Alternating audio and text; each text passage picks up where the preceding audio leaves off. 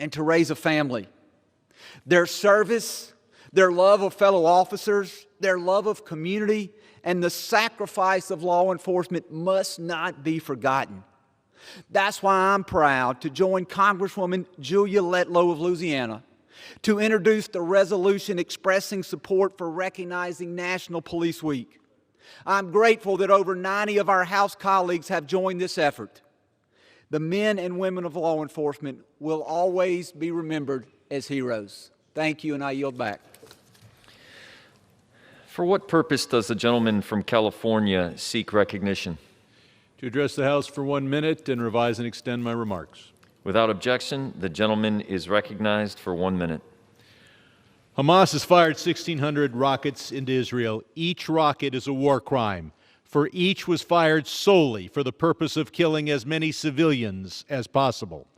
President Biden has declared unswaveringly our support for Israel's right to defend itself. We grieve every civilian death, Israeli and Palestinian. We cannot accept at face value reports of Palestinian deaths since they come from Hamas, a terrorist organization recognized as such by both the U.S. and the EU. Hamas has caused many Palestinian deaths since 1/4 of its rockets aimed at Israel actually explode in Gaza, and because Hamas locates its military operations in civilian neighborhoods using human shields. I want to commend Israel for its efforts to avoid civilian casualties while striking successfully at terrorists. And I want to commend this Congress for funding Iron Dome, which has successfully avoided so many Israeli civilian deaths. I yield back. For what purpose does the gentlewoman from Louisiana seek recognition? Mr. Speaker, I ask unanimous consent to address the House for 1 minute and to revise and extend my remarks. Without objection, the gentlewoman is recognized for 1 minute. Thank you, Mr. Speaker. I rise today during National Police Week to honor the 394 law enforcement officers whose names have been forever engraved into the National Law Enforcement Officers Memorial here in Washington, D.C. I am honored to join Congressman Michael Guest and 90 of my Republican colleagues in introducing a resolution to recognize these brave men and women who made the ultimate sacrifice. Their surviving families of these officers are now left to walk through the unimaginable path of pain and loss. My prayers are with them every day as they grieve for their loved ones. My district and state, like so many of my colleagues, did not escape loss. 15 law enforcement officers from Louisiana were killed in the line of duty in 2020, including 4 from the 5th Congressional District. Kawan Artes Bates with the Vidalia Police Department, Catrell Michael Pitts with the Tangipahoa Sheriff's Office, Randy Michael Vallet with the Richland Parish Sheriff's Office, and Marshall Lee Walter Jr. with the Mangum Police Department. These officers swore an oath to uphold the public trust. We remember them not just today or this week, but for years to come. We thank all law enforcement officers and their families for their sacrifice and ask God to bless each and every one of you. The people of our country are forever grateful. Thank you, Mr. Speaker. I yield my remaining time. For what purpose does the gentleman from Florida seek recognition? I ask unanimous consent to address the House for 1 minute and revise and extend my remarks. Without objection, the gentleman is recognized for 1 minute. Moral clarity. That's what this moment calls for. Terrorists launch rockets at civilians, launch rockets from schools and hospitals, putting kids at risk. They use humans as shields. Hamas is a terrorist organization, sworn to wiping out the only Jewish state on earth. And the House of Representatives previously declared it shall be the policy of the United States to officially and publicly condemn Hamas for violating the international law of armed conflict by exploiting civilians. Democracies, on the other hand, act to limit civilian casualties and do everything they can to defend their own citizens. Israel is a democracy, the only Jewish state in the world, and our friend and ally, and Israel has a right to defend her citizens. At this moment, as more than 1,750 rockets rain down on Israel, we must stand with our ally and stand against Hamas terrorism. Please don't be fooled by false choices, Israel or Hamas, But if I am asked to choose between a terrorist organization and our democratic ally, I will stand with Israel every day of the week, and so will you, and so will you, and so will you, Mr. Speaker. America stands with Israel. I yield back. For what purpose does the gentleman from New York seek recognition? Mr. Speaker, I ask unanimous consent to address the House for 1 minute and to revise and extend my remarks. Without objection, the gentleman is recognized for 1 minute. Mr. Speaker, this week is National Police Week, a time to express our enduring gratitude for the incredible bravery and sacrifice of American law enforcement officers across the country. I stand here today to honor our men and women in law enforcement in the well of the U.S. House of Representatives because we must never forget all they do to keep Americans safe. Recently, an NYPD officer from West Islip, in my district, showed us all what it means to protect and serve. When gunfire rang out in the middle of Times Square, Officer Alyssa Vogel, a neighborhood coordination officer, immediately rushed to the aid of an injured 4-year-old girl. Officer Vogel quickly applied an emergency tourniquet to the young girl's leg, gathered her in her arms, and ran her to safety where the girl's injuries were treated in a nearby ambulance. Officer Vogel is a 4.5-year veteran of the NYPD. She is a wife, a mother, and as is evident by her bravery and quick thinking, she's a hero that Long Islanders can be proud to call their own. This is just one example of the extraordinary acts that police officers in my district and across the country do every single day in the line of duty. May God bless and watch over them as they serve. I yield back the balance of my time. For what purpose does the gentlewoman from North Carolina seek recognition? Mr. Speaker, I ask unanimous consent to address the House for 1 minute and to revise and extend my remarks. Without objection, the gentlewoman is recognized for 1 minute. Mr. Speaker, I rise in solidarity with our staunch ally, Israel. For days, Israel has been under attack by Hamas terrorists who fired more than 1,700 rockets from Gaza, targeting civilians, targeting Tel Aviv and Jerusalem. Were it not for the Iron Dome missile defense system, the loss of life would be enormous. Thousands of Israelis, Jews and Arabs alike, have taken cover in bomb shelters. I've been in Israel when rockets were fired from Gaza into Sderot.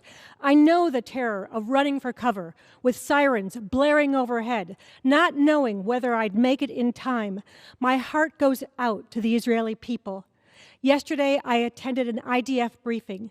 Unlike Hamas, the Israeli Defense Forces target the terrorists, their rocket launchers, weapon stocks, and command centers, not civilians. When a democratic country is attacked by terrorists, it has the right and indeed the duty to protect its people. We must continue to stand with Israel. I pray for peace and all those who have lost loved ones. I yield back. For what purpose does the gentleman from California seek recognition? Unanimous consent, address the House 1 minute, revise and extend my remarks. Without objection, the gentleman is recognized for 1 minute. Mr. Speaker, I rise today to discuss the importance of pipelines to our nation's energy use and national security. It should be obvious. But with the Colonial Pipeline being out of commission this week and the resulting gas shortages, price spikes, and long lines at the gas pump, this highlights the importance of this method of transit. Pipelines offer guaranteed, reliable delivery and are cheaper and safer than any other delivery method. The extremely rare event of a pipeline being out of commission shows how much we often take their dependability for granted. We have 2.5 million miles of energy-related pipe in this country. If it can be completed, the Keystone Pipeline, the fourth phase, only 1,179 miles, would make our energy security even stronger. I'm hopeful that the events of the past week will cause the Biden administration and many of my friends across the aisle to rethink their hostility towards this project. Let's work on protecting these systems from cyber attacks. Let's work to build redundancy systems to operate these attacks when they get through. Let's also remember that what the alternative is when dogmatic policies get in the way and take options off the table. We will continue to need these fuels for the foreseeable future, and I hope we can agree to that smart course of action is to embrace the most efficient and safe manner of delivery. I yield back. For what purpose does the gentlewoman from Virginia seek recognition? I ask unanimous consent to address the House for 1 minute and revise and extend my remarks. Without objection, the gentlewoman is recognized for 1 minute. Thank you, Mr. Speaker. I rise.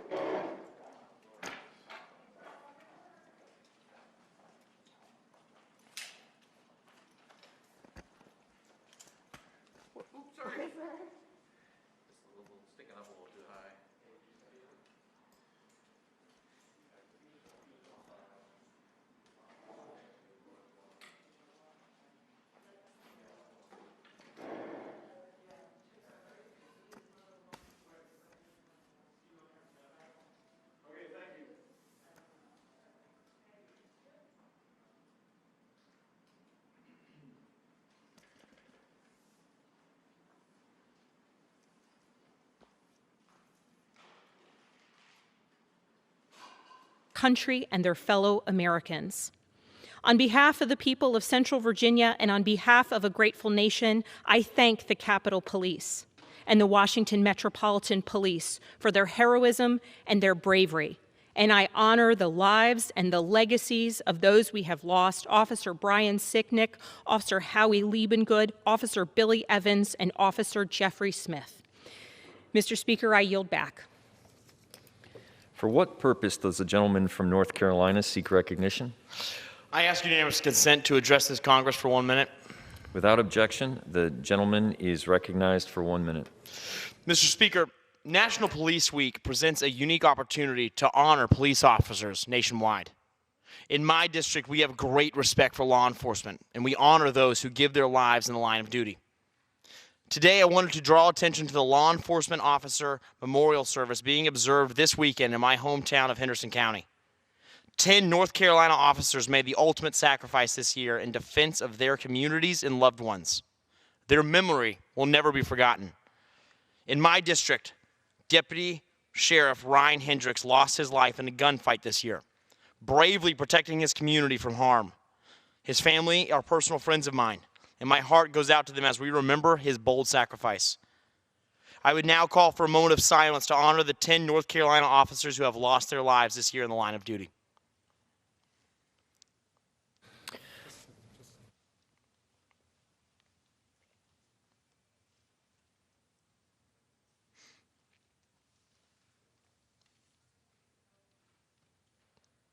Thank you all. And with that, I yield back. For what purpose does the gentlewoman from Texas seek recognition?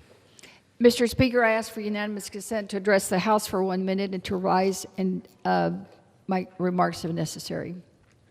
Without objection, the Thank you.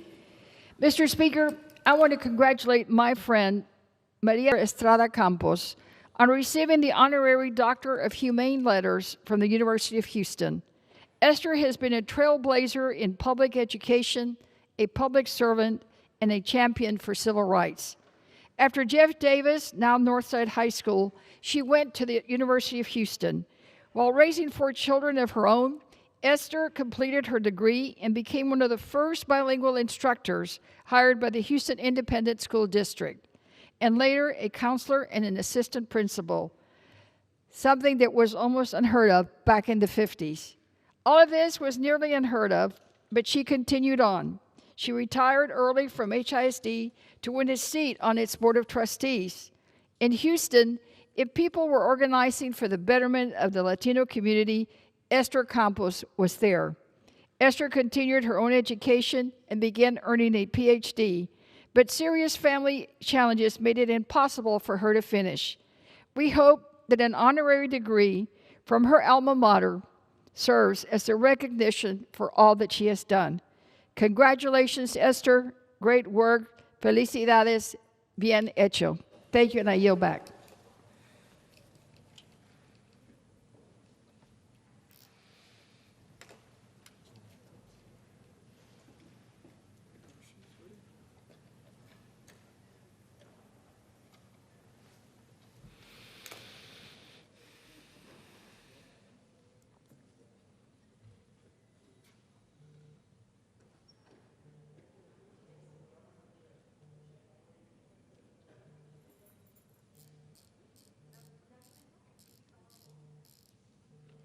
For what purpose does the gentlewoman from Texas seek recognition? Mr. Speaker, I ask unanimous consent to address the House for 1 minute and to revise and extend my remarks. Without objection, the gentlewoman is recognized for 1 minute. Thank you, Mr. Speaker. I rise today to honor the life of Linda Leila Susan Maroney, known to all of us as Muffy, who died recently in her home at the age of 77. Muffy was born here in Washington, D.C. during World War II, but she was raised in and around Houston, and she was a Texan through and through. A lawyer by training and an advocate at heart, she fought to make our community, our country, and our world a better place. A mother, a lay leader, a champion, Muffy worked for equality for all, dignity for all, justice for all, especially for women. And she did so while treating everyone she met with respect, including those who saw things differently. Her spirit will live on in her sons, Justin and Robert, in her grandchildren, and in the work she did, the groups she organized, the causes she championed, and the things that she did for all of us in Texas and for all Americans. Thank you, Mr. Speaker. I yield back.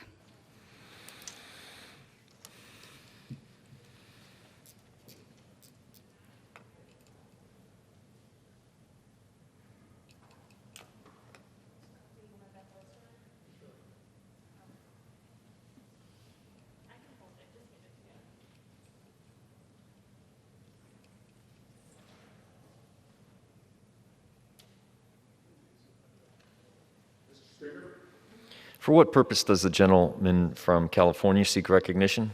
Ask unanimous consent to address the House for 1 minute and to advise and extend my remarks. Without objection, the gentleman is recognized for 1 minute. Thank you. Mr. Speaker, I rise today in light of the recent rocket attacks launched by Hamas against our close friend and ally, Israel.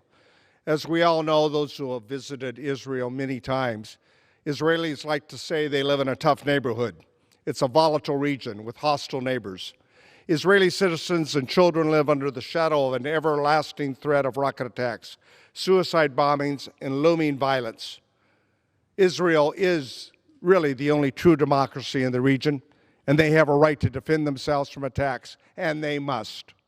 These attacks over the last weeks are just the most recent examples. They mark the worst escalation of the conflict since 2014, resulting in the deaths of over 70 people. As Hamas' incessant rocket barrages continue, more civilian lives are put at risk, including innocent Palestinians. They also further endanger any possibility of peace. That's their goal.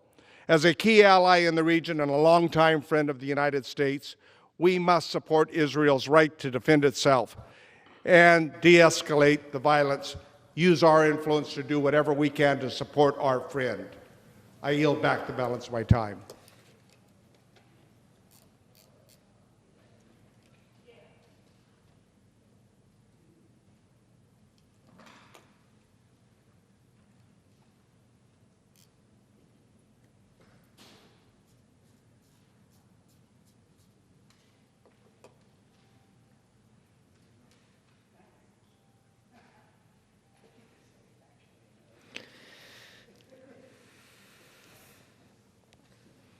For what purpose does the gentlewoman from Florida seek recognition?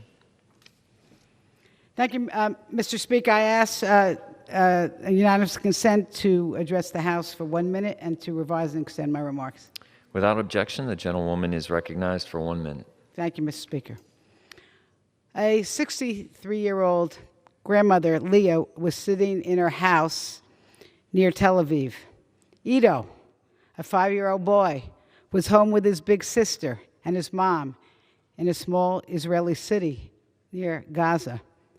Nadine, an Arab Israel 10th grader, was driving with her mom and dad in Jerusalem. What do they have in common? Their families are shattered and heartbroken. Leo and Ido and Nadine were all murdered by Hamas rockets bombarding Israel's cities. In the last few days, Hamas terrorists have launched over 1,500 rockets, blowing up homes, schools, and buses. Thankfully, Iron Dome has stopped most. Still, millions of Israelis are forced to sleep and eat in bomb shelters as red alert sirens blare across the country. The violence is a cynical Hamas power grab, using policy disputes as an excuse for terrorism. Let me make it clear. I agree with President Joe Biden. Israel has a right to defend itself when you have thousands of rockets flying into your territory. Hamas must end its attack, and the United States and allies must help bring calm. Thank you. I yield back.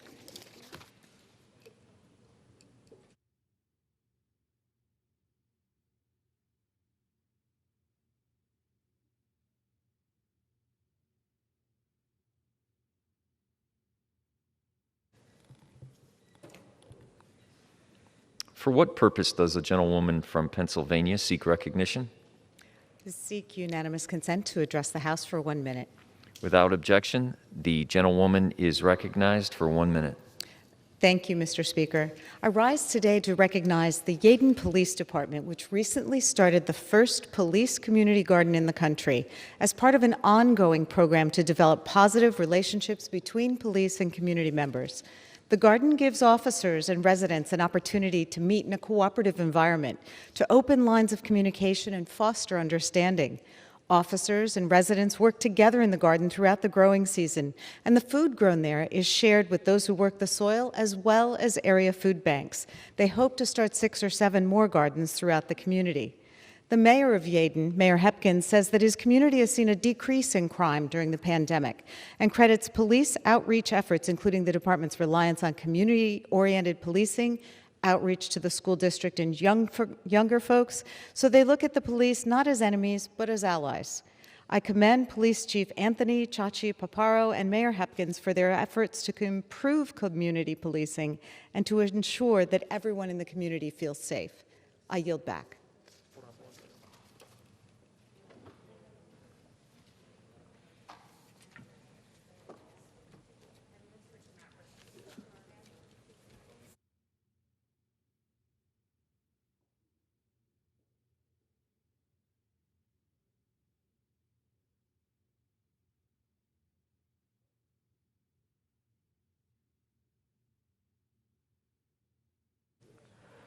For what purpose does the gentleman from Indiana seek recognition?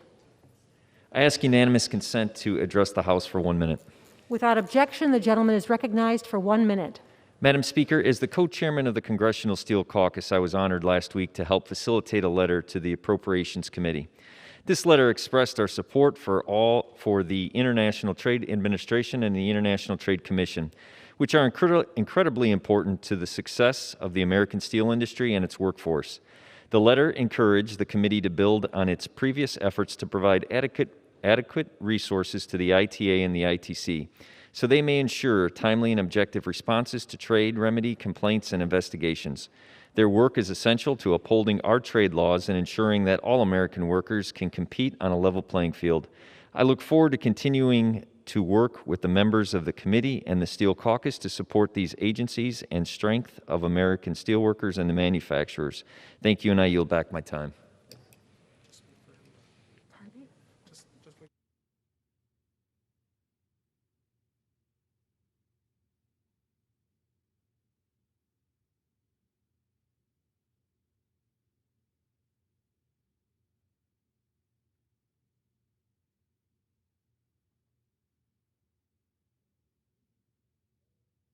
Under the Speaker's announced policy of January 4th, 2021, the gentlewoman from Florida, Ms. Kamek, is recognized for 60 minutes as the designee of the Minority Leader.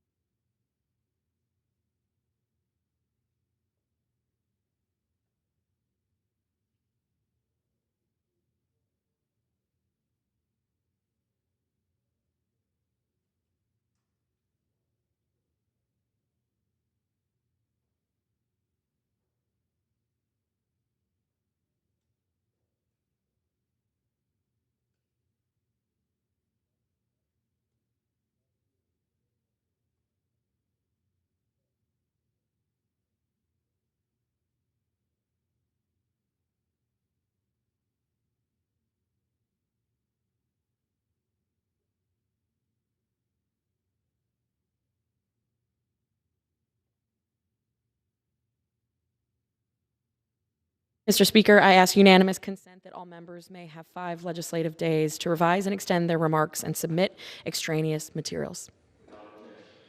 Thank you. Mr. Speaker, I rise today to celebrate and honor police officers across our country.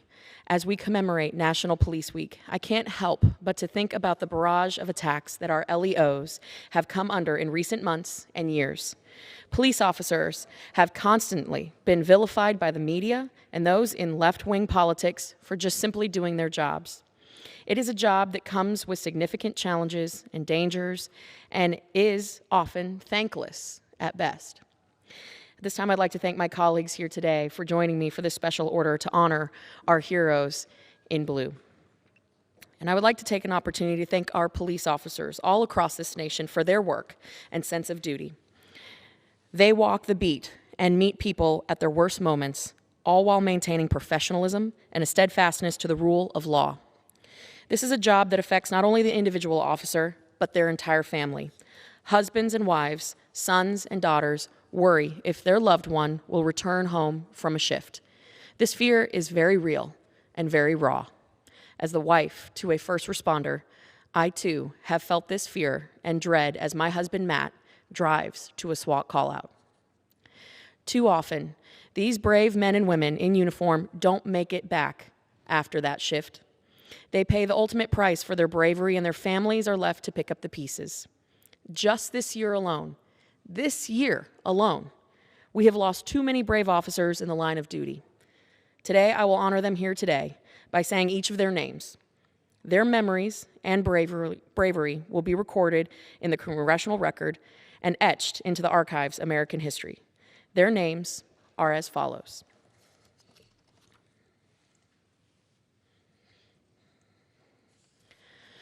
Sergeant Gordon Best, Sergeant Daniel Mobley, Lieutenant Jeff Bain, Deputy Sheriff Nicholas Howell, Sergeant Randall Sims, Deputy Sheriff Jonathan Price, Officer Jay Hughes, Officer Brian Sicknick, Sergeant Jay Crumpler, First Sergeant Timothy Howell, Lieutenant William Gardner, Conservation Officer Stephen Regard, Officer Arturo Villegas, Officer Tyler Britt, Master Corporal Brian Levin, Agent Luis Marrero Diaz, Agent Luis Salomon Condi, Agent Eliza Hernandez Cartagena, Officer Melton Gore, Sergeant Frederick Cameron, Detective Stephen DeFoss, Officer Hector Moya, Chief of Police Tony Jordan, Corporal Christine Peters, Constable Sherry K. Langford, Lieutenant Treva Preston,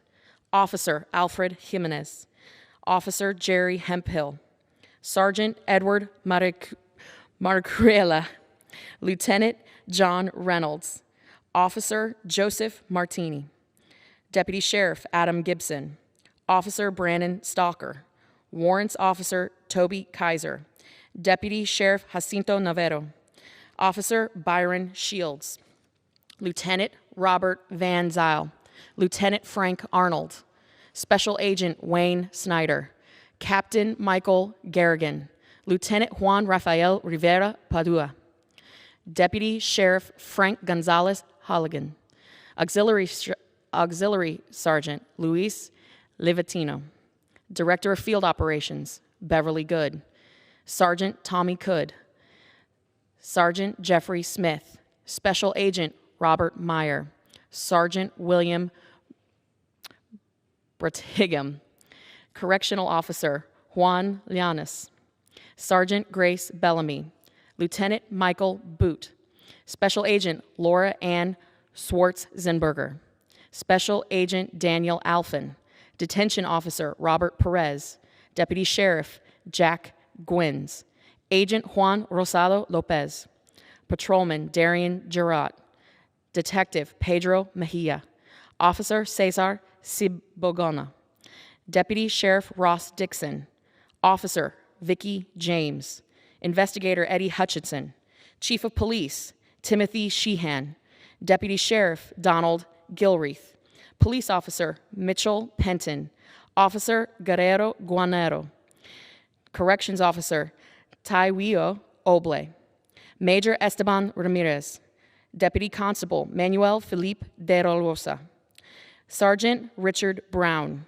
Deputy Sheriff Michael Maligi, Police Officer Horacio Dominguez, Lieutenant Eugene Lasco, Officer Jason Lagore, Patrol Officer Troy Marin, Officer Carlos Mendoza, Deputy Sheriff Thomas Albanese, Reserve Deputy Constable Martinez Mitchum, Police Officer Dominic Weenum, Captain Justin Bedwell, Police Officer Jose Anzora, Corrections Officer Tracy Adams, Officer Crispin San Jose, Officer Jesse Madsen, Sergeant Barry Henderson, Deputy Sheriff Stanley Burdick, Police Officer Gary Hibbs, Patrol Agent Alejandro Flores Benuelos, Police Officer Kevin Valencia, Sergeant LaShonda Owens, Police Officer Matt North, Police Officer Eric Talley, Chief of Police Fred Postovitz,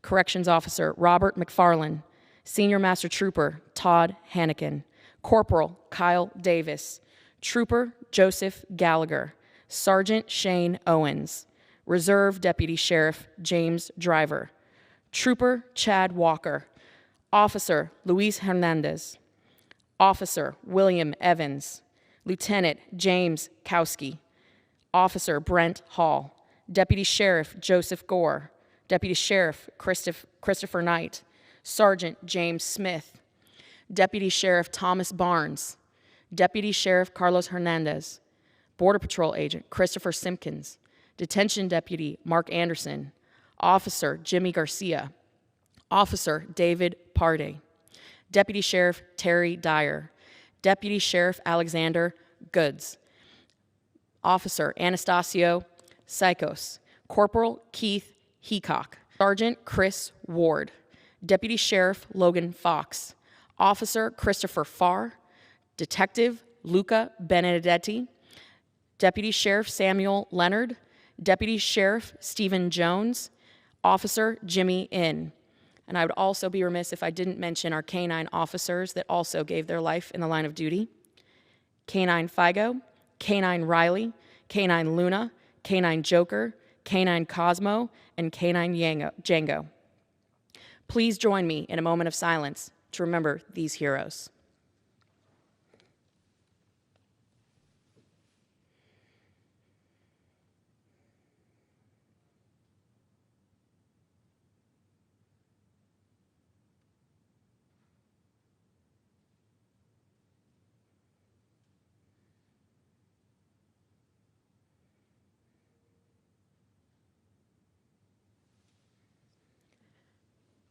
Thank you. As you can see, that's a pretty lengthy list.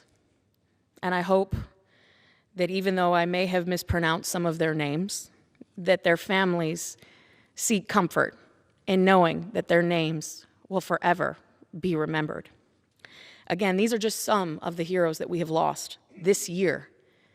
It's May, and this list takes up 4 pages of paper. May we always remember their names and recognize their service in keeping law and order for our communities. To the brave men and women who we just named, rest easy, we've got the watch. At this time, I would like to recognize a good friend and sheriff of the great Jacksonville and the great state of Florida. For the purposes of today, I would like to yield for as much time as he may consume, Sheriff Rutherford. Thank you. Thank you, and I deeply appreciate your having read all those names. That is a promise that we make to these officers, and Congresswoman Kamak, I really congratulate you on that, and thank you so much for this opportunity. Mr. Speaker, this morning as I was laying a wreath at the National Law Enforcement Memorial, couldn't help but remember that this week National Police Week is really about promises made and promises kept. Although these 22,000 plus officers whose names appear at the National Memorial, although they all died in different ways, they all lived for the same purpose. They made this promise that, quote, as a law enforcement officer, my fundamental duty is to serve mankind, to safeguard lives and property, to protect the innocent against deception, the weak against oppression or intimidation, and the peaceful against violence and disorder, and to respect the constitutional rights of all men to liberty, equality, and justice. Mr. Speaker, that's the first paragraph of the Law Enforcement Officers' Code of Ethics. That's a promise made by every law enforcement officer in the United States. That promise is kept every day when they put on that uniform and they go out to protect the peaceful against violence and disorder. Last year in 2020, 394 of those officers gave their last full measure of devotion to the communities they served after having taken that oath.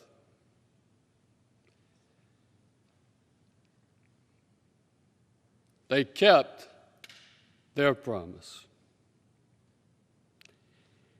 And during this National Police Memorial Week, we will keep our promise. Our promise to them that we will never forget their names and that of their families. Every year at this time, we pause to remember their lives. Mr. Speaker, not just their deaths and the way they died, but the way they lived. And this morning I couldn't help but think of the words of Ralph Waldo Emerson as I thought about these officers.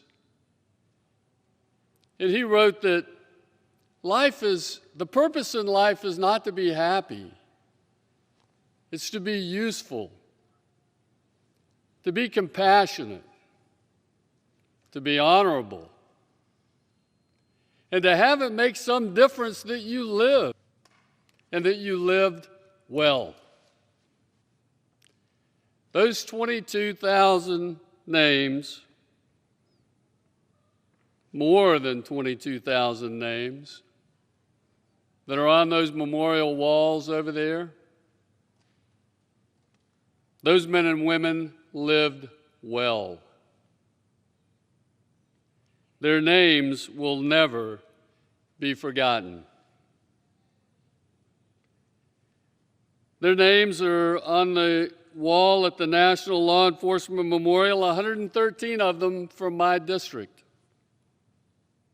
Just this year, we will add another 394 names to that memorial wall. These officers kept their promises. And tonight, at the National Memorial, the National Law Enforcement Officers Memorial, we will keep our promise and remember their names. God bless and keep these officers and their families who are the survivors. With that, Mr. Speaker, I yield back. Thank you to my good friend, Sheriff in Jacksonville, Mr. Rutherford. At this time, Mr. Speaker, I would like to invite a true friend to law enforcement, fellow Floridian and veteran, Representative Franklin, for as much time as he may consume. Thank you. And thank you, Mr. Speaker. I rise today during National Police Week when America joins our law enforcement community to honor our fallen officers. Sadly, our police force faces unprecedented attack. Last year, 264 enforcement officers were killed in the line of duty, nearly double the amount from 2019. And in only 1 year in all of American history, 1930, were there more law enforcement deaths. Despite these staggering losses, some in this body are seeking to defund the police, diminishing their ability to protect and defend our communities and themselves. While we must be ever vigilant to root out the bad apples, we cannot forget the overwhelming majority who put themselves in harm's way every day and serve with honor and integrity. I'm grateful for the efforts of the excellent law enforcement officials in my district. I stand with these incredible sheriffs and chiefs and the officers they lead, and I thank them for their service on behalf of the citizens of Florida. Thank you, and I yield back.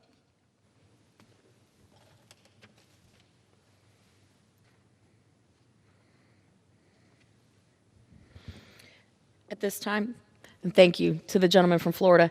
At this time, I would like to invite my good friend from the great state of Louisiana, Representative Higgins, also a law enforcement officer and great patriot and friend, for as much time as he may consume.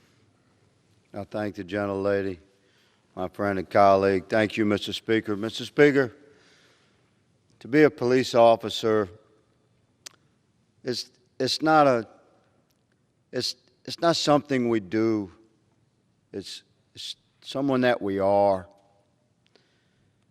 I was a military police officer in the Army and went on to serve for 12 years as a uniformed police officer, 12 years SWAT operator. I buried far too many brothers. And there's a time in every man's heart where we have to make a decision what we're going to do with our life, that day, that week, that month, with our families, with our career, with our life. And as I reflect upon my career as a police officer prior to my congressional service, I think about the 8.5 years of night shift and the exchange that my wife and I would have every evening as she returned from work and I was preparing to leave. She would have my little meal prepared, a little brown bag to take with me, and she would say, "Be safe, come home to me," and I would say, "Don't worry about me, worry about the other guy." Every police officer has a little exchange like that with their loved one before they begin their shift, because we don't know if we're coming home. We recognize that the life we've chosen to serve our fellow man is an effort somehow to become better men ourselves. It's an effort to serve a Lord that we're not quite worthy of. I've trained or helped train many officers through the years, and they would ask me sometimes about this section of the manual or that section of the manual, and I would always tell them the same. Your manual is 1,483 pages. Seek to be a better man, do the right thing, and you'll be worthy of the job and career that you've chosen. Forget that, and you will not. We are human. We've failed and fallen in some way, every one of us. This can be said as well about the members of this body. We wear a small pin upon our lapel that identifies us as congressmen and congresswomen. We're proud to serve and humbled to serve. And we do our best every day to be worthy of that service. And this job began with an oath. Imperfect though we be, variant though we be in our ideological perspective or our political affiliation, we do our best every day. Well, there are 1 million police officers across this country that don't have a little lapel pin. They wear a badge like this. And the mourning band upon that badge is in memory of the brothers and sisters of the thin blue line that we've lost. It used to be a rare thing to find your mourning band and put it on your badge. Now, these days, you can't get it off. Police officers out there know what I'm talking about. So I would say, Mr. Speaker, in closing, that the journey that we're upon in this life is a chosen path that all of us embrace. For better or for worse, we attempt to become better men and women, better children of God. Police officers are no different. I ask you to hear my heart, feel my spirit. The men and women that wear a badge deserve your respect, your love, and your support. And in this special time, this week, we memorialize forever those that we've lost that wear the badge. I thank the good lady for allowing me to address the House this day. I extend my love to the thin blue line, and I thank you, Mr. Speaker. I yield. Thank you to my good friend from the great state of Louisiana. At this time, I would like to recognize another great friend of law enforcement who knows truly what it is to be a man of the law. My friend and sheriff, former sheriff of Fort Bend County, Texas, Representative Nels. Thank you, Kat. Mr. Speaker, as a 30-year law enforcement veteran, I have seen the very best of our law enforcement officers. Brave, brave men and women who put their lives on the line each and every day to protect and serve our communities. I've seen law enforcement officers jump into floodwaters to save a pet, run into a fiery crash to save an unconscious victim, resuscitate and save the life of a criminal who just tried to shoot and kill them. I've also seen the dangers of serving in law enforcement. Hundreds of law enforcement officers are killed every year in the line of duty across our country. In 2021, 394 names of law enforcement officers killed in the line of duty were added to the National Law Enforcement Officers Memorial right here in Washington, D.C. And 59, yes, 59 of those brave men and women were from my home state of Texas. How many people in this chamber or watching at home can name any of the officers who died in the line of duty this year? I would say a very small percentage, if any at all. But how many know the name of George Floyd or Freddie Gray or Breonna Taylor? I would say the vast majority. What does that say about our media? What does it say about our culture? I think it's a testament to just how divided our country is today. A time where some of my colleagues on the other side of the aisle actually believe defunding or abolishing the police is a good idea. My friends, it is not rocket science to conclude that our society is built on rule of law and it requires law enforcement.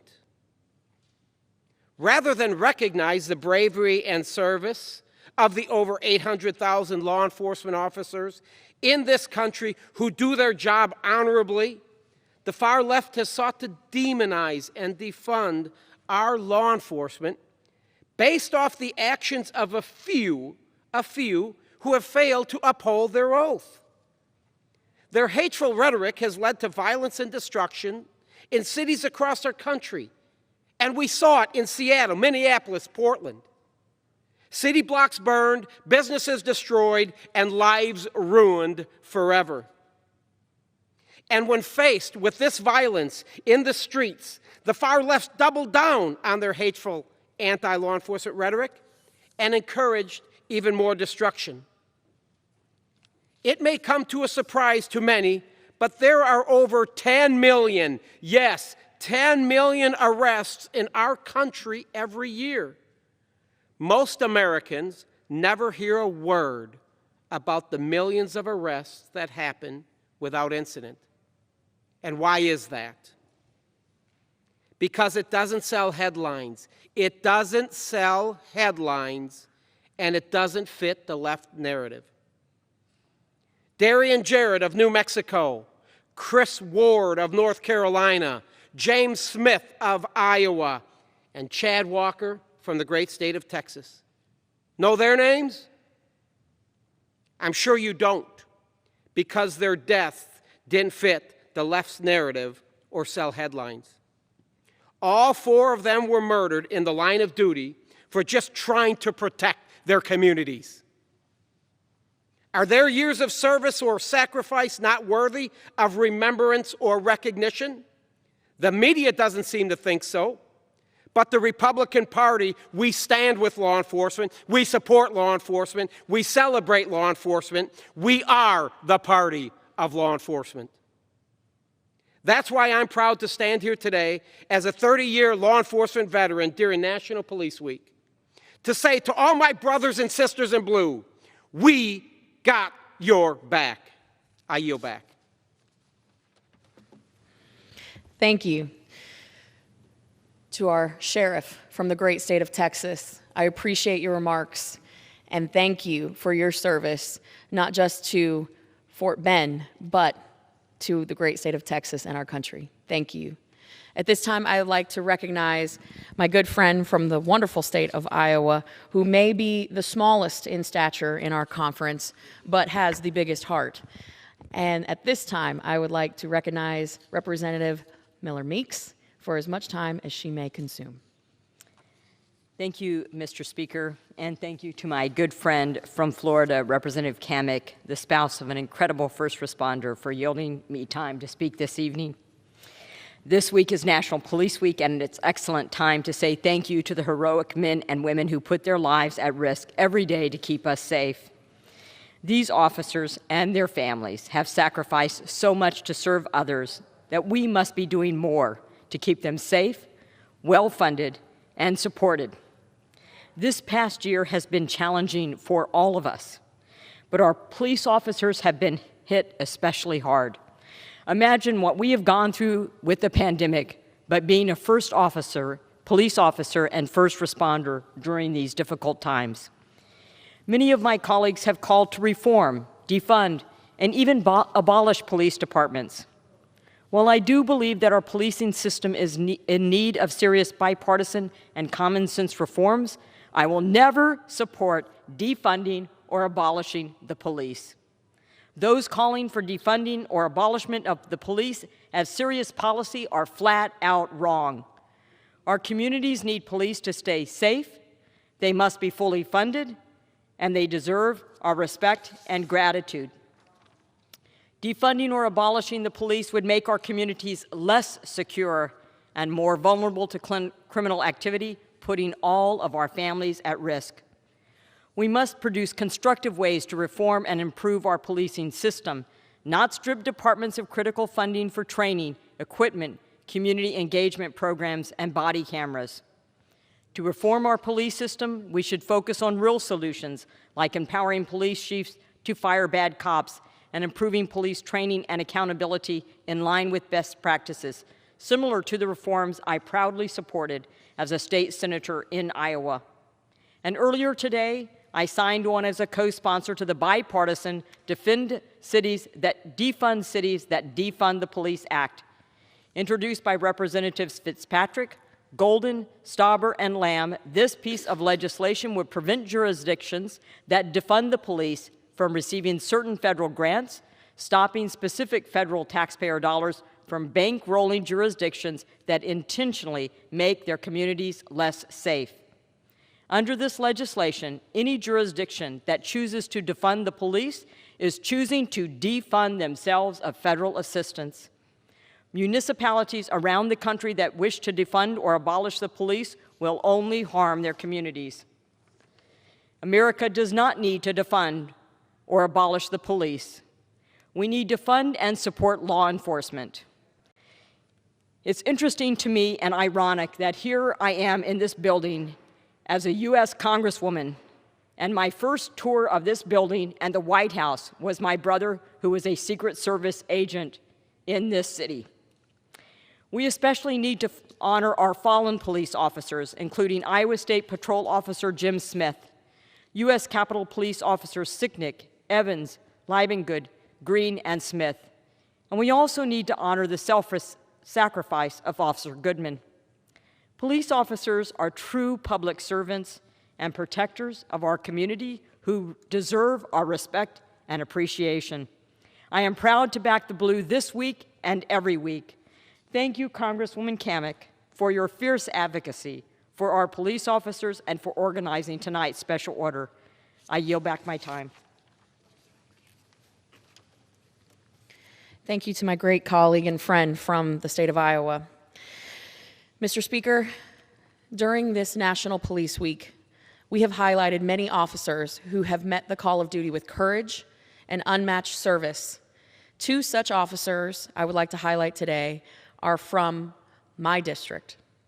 In the great little tiny town of High Springs, Sergeant Gary Moore and Officer Mayuli Nodars. On April 28th, these two officers of the High Springs Police Department responded to a call about suspicious activity. Upon arriving on scene, they observed a suspect standing in the bathroom of a house with a knife and a victim yelling for help. After these two officers gave multiple commands, they forced entry into the bathroom and found the armed suspect, who was uncooperative. Based on their training and experience, they were able to disarm the suspect. Everyone on scene lived to see another day, thanks to the work and quick thinking of these officers. For their bravery and professionalism, they have been awarded the Medal of Valor. I thank these two officers for their quick thinking and decisive action. They show us what proper training and a well-funded police force can do to keep our communities safe. And as I stand here today, I know my husband is watching on shift from the station. So a quick hello to my husband, Matt, and thank you. I also would like to thank my colleagues for joining me here today. And a big thank you to every officer who gets up every day, puts on their vest, puts on their badge, walks out that door, not knowing if they will make it home at the end of their shift. To the families, thank you for your service alongside our men and women in uniform. And as we have listed the names here today of those that we have lost this year, rest easy, know that we have the watch. And with that, Mr. Speaker, I yield back.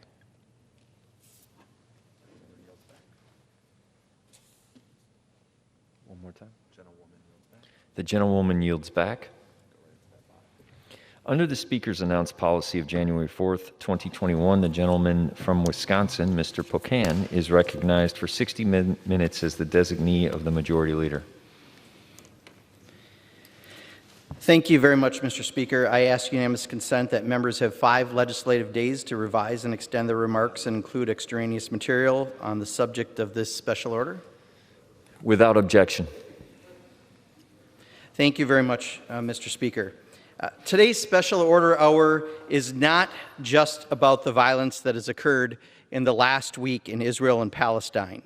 It's not about the activities of the last month, including the displacement of Palestinian families in Sheikh Jarrah that have been largely overlooked in this region.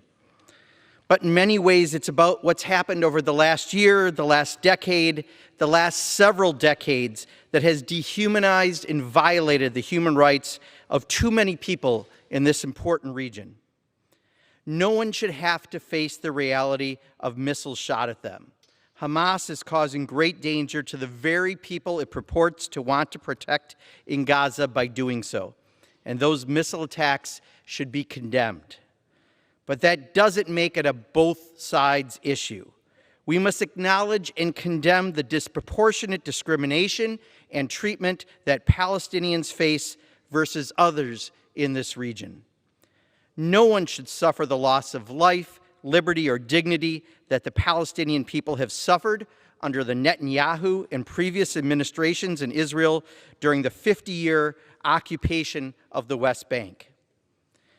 When serious human rights abuses compound, such as the recent attacks on places of worship like the Al-Aqsa Mosque, the forced removal of people from their homes, most recently in East Jerusalem, but ongoing in the West Bank for way too long, the jailing and military court trials for Palestinian children, the dehumanization of the lives of the Palestinians by having roads and entrances that are separate for some people, which all too often looks like a former South Africa. The blockade and open-air prison conditions for the people in Gaza, where food and clean water is often scarce. When those types of human rights abuses occur, we're not just putting the lives of Palestinians and Israelis at risk, but we're also putting the United States at greater jeopardy. And eventually, that could mean the lives of men and women from the United States getting involved in a greater escalation of violence in the region, which none of us want to see. Today, we want to talk about the very long-term problems that have been for too long ignored by U.S. policies in the region. Fortunately, now more and more members of Congress are wanting to address peace in this region in a more forthright way. As human rights giant South African Desmond Tutu said, "If you are neutral in situations of injustice, you have chosen the side of the oppressor." We must treat everyone in Israel and Palestine with equal respect and dignity. That's the U.S. policy that we are speaking out for. I am pleased to be joined by a number of my colleagues tonight who have taken leadership positions in talking about peace in the Middle East for all people.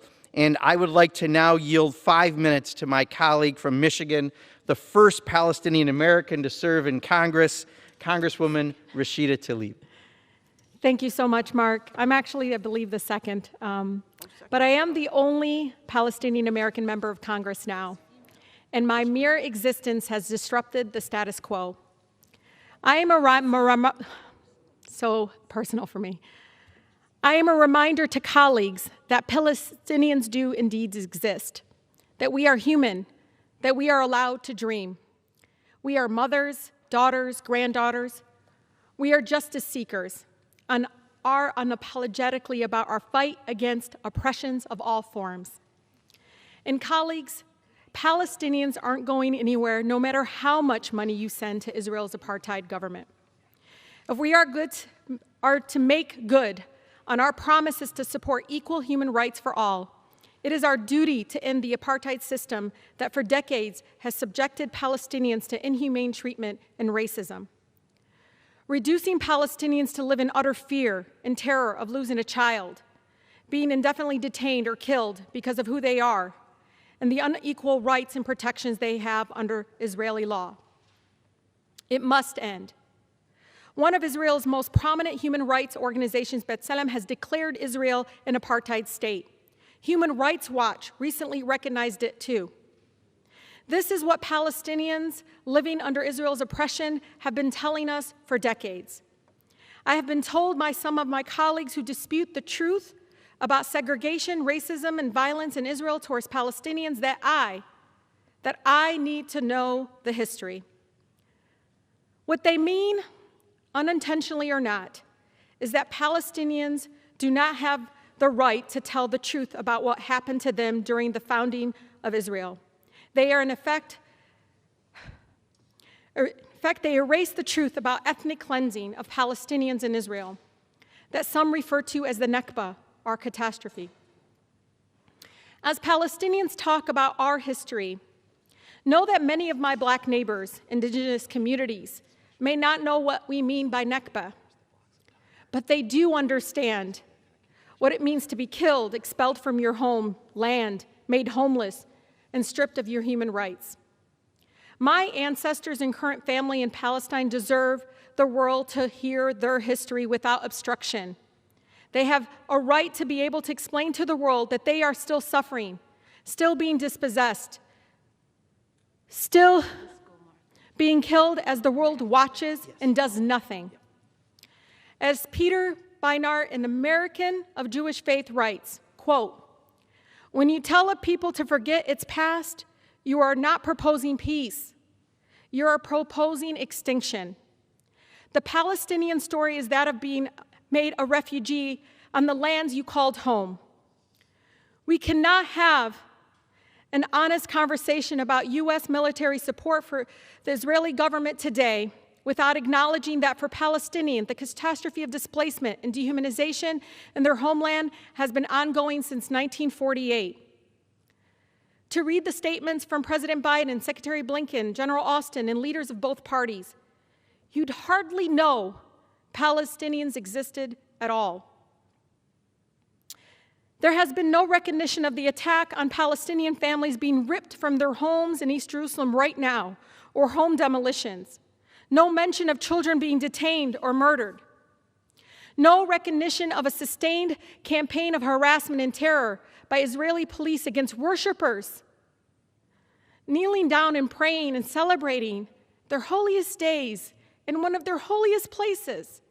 No mention of Al-Aqsa being surrounded by violence, tear gas, smoke, while people pray.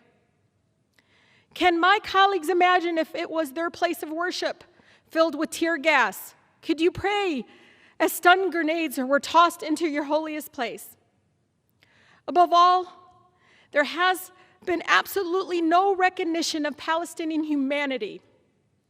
If our own State Department can't even bring itself to acknowledge the killing of Palestinian children is wrong, well, I will say it for the millions of Americans who stand with me against the killing of innocent children, no matter their ethnicity or faith. I weep for all the lives lost under the unbearable status quo, every single one, no matter their faith, their background. We all deserve freedom, liberty, peace, and justice, and it should never be denied because of our faith or ethnic background. No child, Palestinian or Israeli, whoever they are, should ever have to worry that death will rain from the sky. How many of my colleagues are willing to say the same, to stand for Palestinian human rights as they do for Israelis? There is a crushing dehumanization to how we talk about this terrible violence. The New York Post reported the Palestinian death toll as Israeli casualties. ABC says that Israelis are, quote, killed, while Palestinians simply, quote, die, as if by magic, as if they were never human to begin with. Help me understand the math. How many Palestinians have to die for their lives to matter? Life under apartheid strips Palestinians of their human dignity. How would you feel if you had to go through dehumanizing checkpoints 2 blocks from your own home to go to the doctor or travel across your own land? How would you feel if you had to do it while pregnant in the scorching heat as soldiers with guns controlled your freedom? How would you feel it if you lived in Gaza, where your power and water might be out for days or weeks at a time, where you were cut off from the outside world by inhumane military blockade? Meanwhile, Palestinians' rights to nonviolent resistance have been curtailed and even criminalized. Our party leaders have spoken forcefully against BDS, calling its proponents anti-Semitic, despite the same tactics being critical to ending the South African apartheid mere decades ago. What we are telling Palestinians fighting apartheid is the same thing being told to my black neighbors and Americans throughout that are fighting against police brutality here. There is no form of acceptable resistance to state violence. As long as the message from Washington is that our military support for Israel is unconditional, Netanyahu's extremism, right-wing government will continue to expand settlements, continue to demolish homes, and continue to make the prospects for peace impossible. 330 of my own colleagues, and Democrats and Republicans here, 75% of the body here, signed a letter pledging that Israel shall never be made to comply with basic human rights laws that other countries that receive our military aid must observe. You know, when I see the images and videos of destruction and death in Palestine, all I hear are the children screaming from pure fear and terror. I want to read something a mother named Iman in Gaza wrote 2 days ago. She said, quote, "Tonight I put the kids to sleep in our bedroom so that when we die together."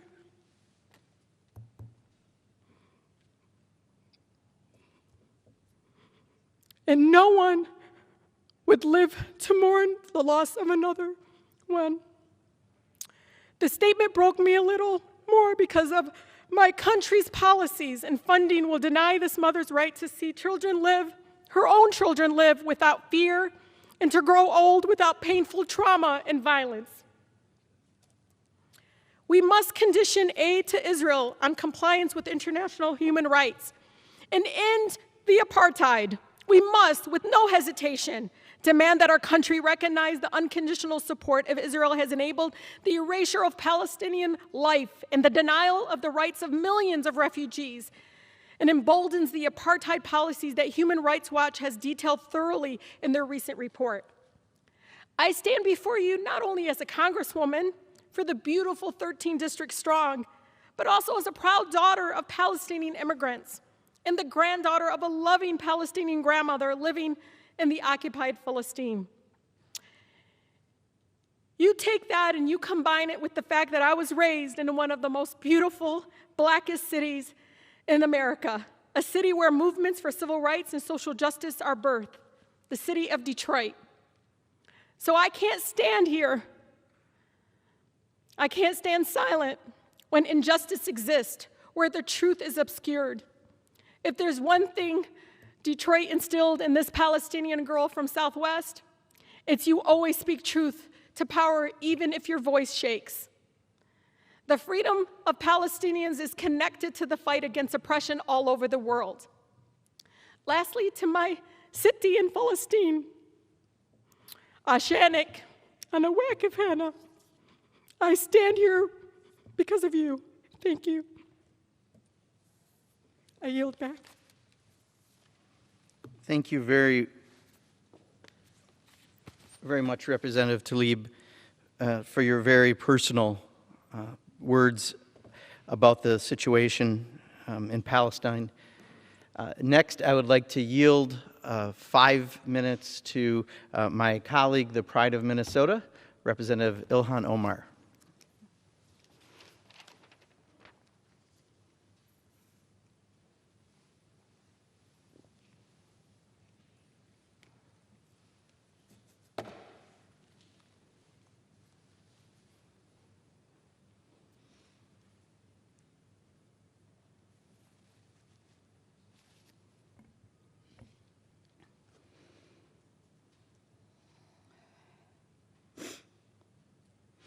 Thank you, Congressman Mark Pocan. And I want to extend my gratitude to Marie Newmon for helping lead this important discussion. And I want to thank all of the members who are here who showed up in solidarity. Mr. Speaker, as someone who has experienced war firsthand, I have deep understanding of the suffering that comes along with it. As a child, I lived through a violent civil war that destroyed my home, ripped my family apart from each other, and killed many of my family and friends. I can still remember being just 8 years old, hiding under the bed, hearing bombs go off outside my window, and wondering if we were going to be hit next. It is trauma I will live with for the rest of my life. So I understand on a deeply human level the pain and the anguish families are feeling in Palestine and Israel at the moment, and the helplessness people feel here in the United States who have family in the region, including many of my constituents. And it is for this reason that I abhor violence. Whether rocket attacks or airstrikes, violence does nothing to make people more secure. It only furthers the interest of the powerful while costing lives, futures, and families. But we must speak out truthfully and forcefully about the seed of this conflict and about what is happening today. The truth is that this is not a conflict between two states. This is not a civil war. It is a conflict where one country, funded and supported by the United States government, continues an illegal military occupation over another group of people. This is not my description of it. This is the description of conservative Israeli leader Ariel Sharon, who in 2003 said, and I quote, "To hold 3.5 million Palestinians under occupation, in my opinion, is a very bad thing for us and for them. It is an occupation," he said. "You might not like this word, but it is really an occupation." To understand what is taking place at this moment, we must understand how it began. In 1948, 700,000 Palestinians were forcibly removed and uprooted from their homes in what has come to be known as the Nakba, or the catastrophe. 78% of their land was taken from them. Now consider that. 78% of their land was taken from them. Since then, 5.6 million Palestinians have been continually displaced from their homes in one of the largest and longest-lasting refugee crises in human history. For decades, the United States, the United Nations, and many Israelis and Palestinians have pushed for a Palestinian state in which the Palestinians can enjoy the same rights afforded to their Israeli counterparts. But in the past several years, that hope has increasingly slipped away. The Israeli government, under far-right ethno-nationalist leader Benjamin Netanyahu, has legally razed Palestinian ancestral homes, leveled entire neighborhoods, and violently suppressed any resistance. This is all to make way for illegal Israeli settlement outposts designed to displace Palestinians from their homes and prevent a future Palestinian state. Since 1993, when the first Oslo Peace Accord was signed, illegal settlements have increased by nearly 400,000. And Netanyahu has made explicit his goal to annex much of the West Bank, home to over 3 million Palestinians. On top of that, Palestinian movement, speech, and economic activity are severely limited. Palestinians are not allowed to leave the Gaza Strip except in extreme cases. Medical shortage are rampant, and youth unemployment was already 40% before the pandemic hit. People who protest, including young children, are routinely shot by the IDF soldiers, often killed with no consequence in Israeli courts. As a recent report by Human Rights Watch detailed, this can only be described as an apartheid, all of which brings us to the current crisis. This week, Israeli authorities were planning more forced displacement in Sheikh Jarrah, a Palestinian neighborhood in East Jerusalem, home to Palestinian refugees who had already been displaced. On Thursday, settlers began harassing and attacking Palestinians who were breaking their Ramadan fast doing a protest vigil in Sharjah.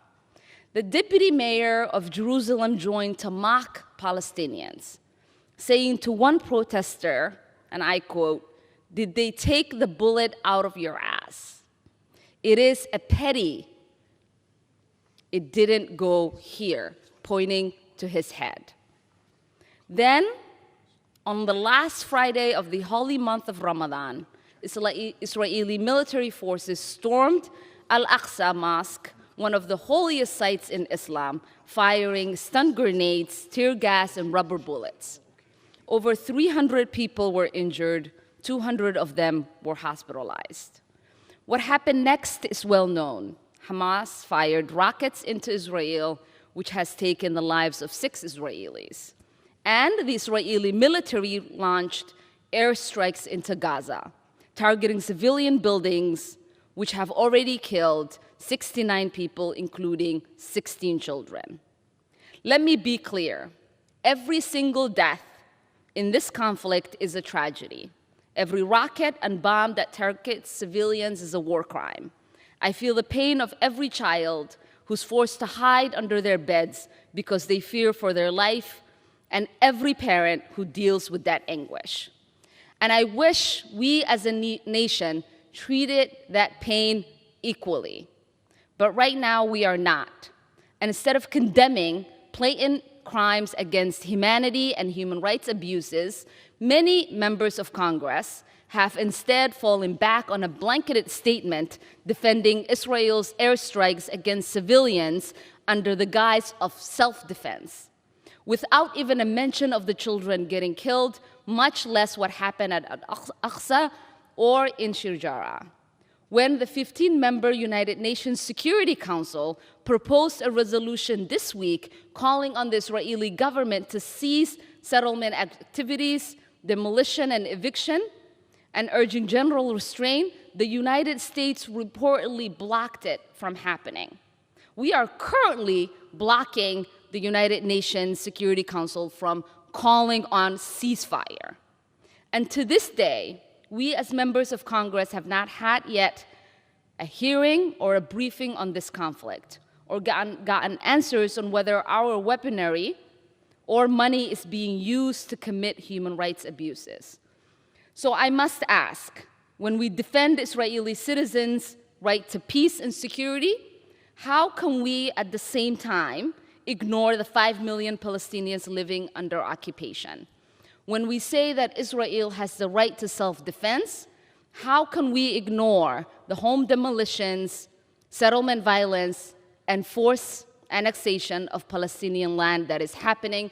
And how can we say they themselves do not have the right to defend themselves?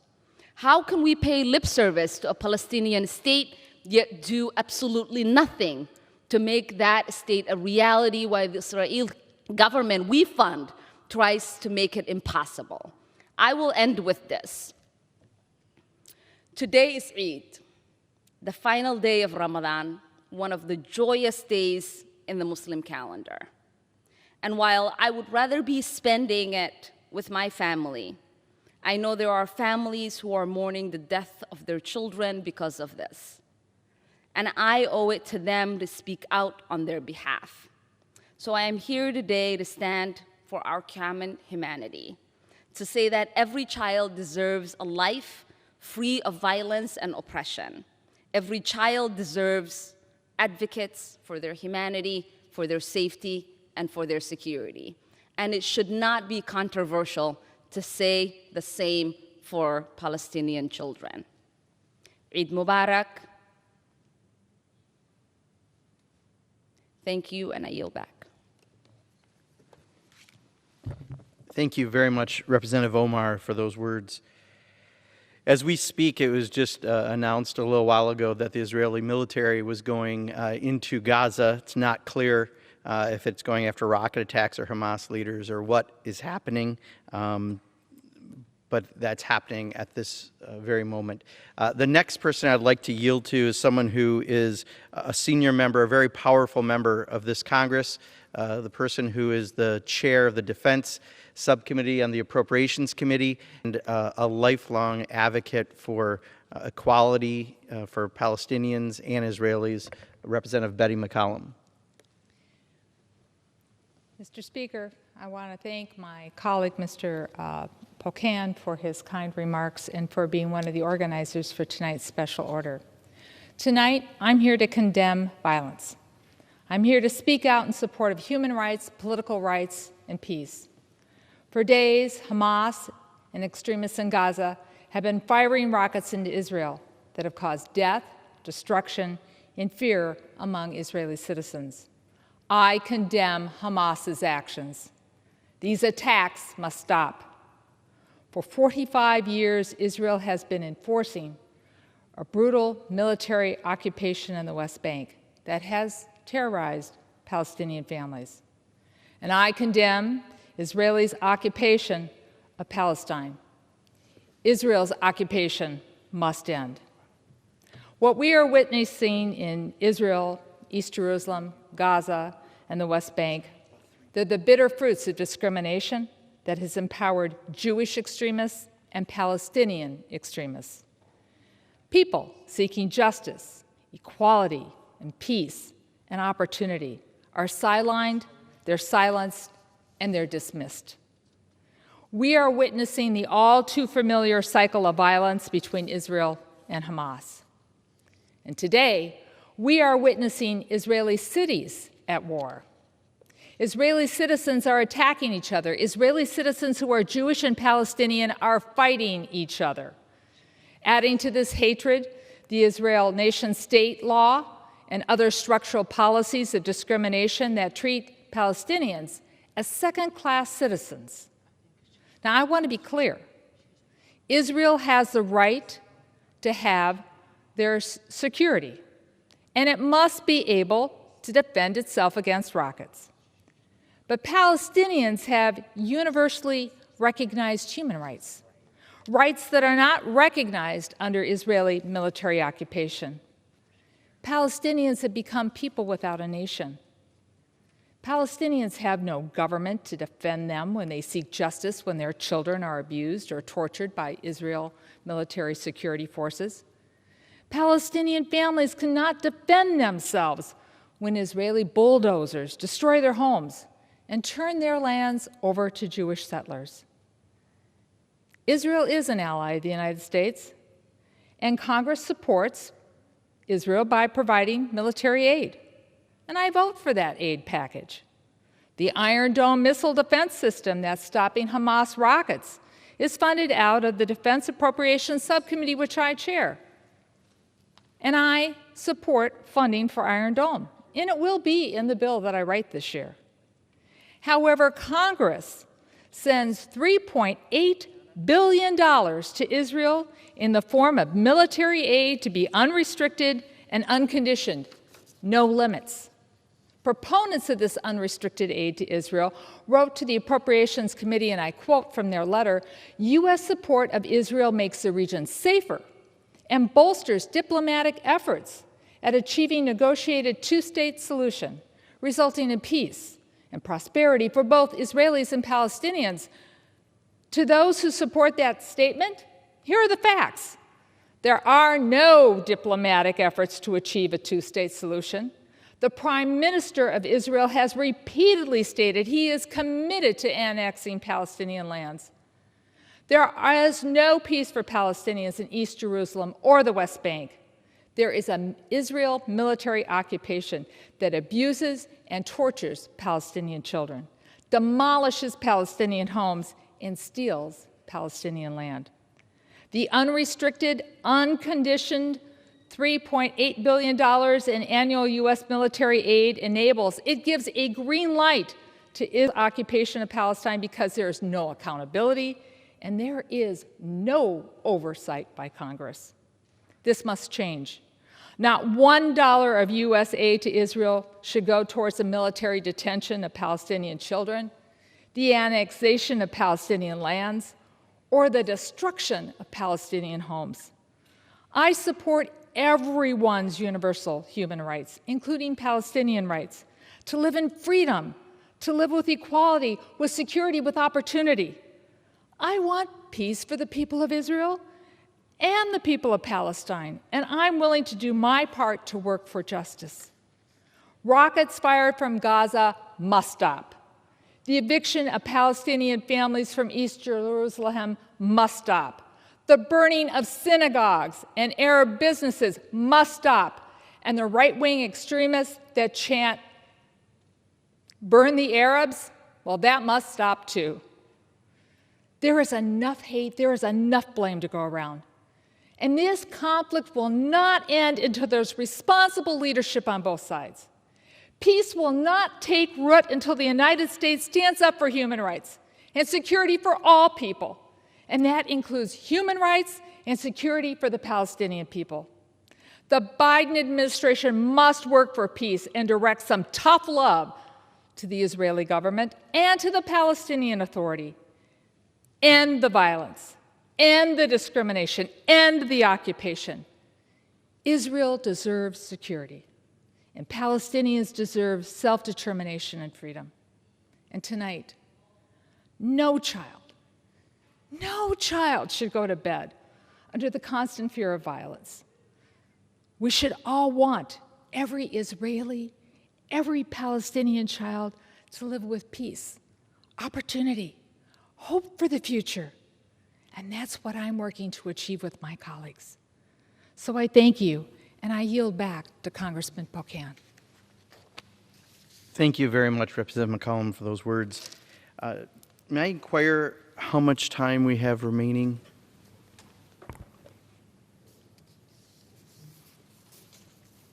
Gentleman has 26 minutes remaining. Okay, thank you. I would like to yield 4 minutes to my colleague from the state of Massachusetts, Ms. Ayanna Pressley. Thank you, Mr. Speaker. I rise today to recognize the deep trauma and loss of life perpetuated by systems of oppression here in the United States and globally. Many times I've stood at this dais and affirmed that our destinies are tied. That was clear when protesters took to the streets in the face of police murders, seeking to build a nation where Black lives matter. That was clear when our democracy and our lives were put at risk by violent white supremacists who shattered glass and broke doors while wearing anti-Semitic phrases on their chests, carrying the Confederate flag, erecting a noose on the West Lawn. That was clear when students protesting to end poverty and oppression in the streets of Bogota were shot dead. That was clear when families kneeling during this holy month at the third holiest site in Islam were met with tear gas, rubber bullets, and hand grenades. Our destinies are tied. As a Black woman in America, I am no stranger to police brutality and state-sanctioned violence. We have been criminalized for the very way we show up in the world. Last summer, when Black Lives Matter protesters took to the streets to demand justice, they were met with force. They faced tear gas, rubber bullets, and a militarized police, just as our Palestinian brothers and sisters are facing in Jerusalem today. Palestinians are being told the same thing as Black folks in America. There is no acceptable form of resistance. We are bearing witness to egregious human rights violations. The pain, trauma, and terror that Palestinians are facing is not just the result of this week's escalation, but the consequence of years of military occupation.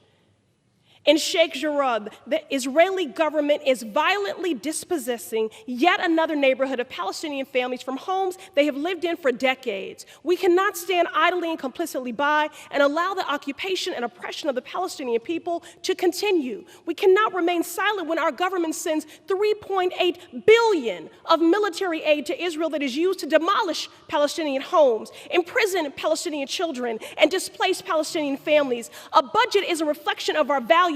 I'm committed to ensuring that our government does not fund state violence in any form, anywhere.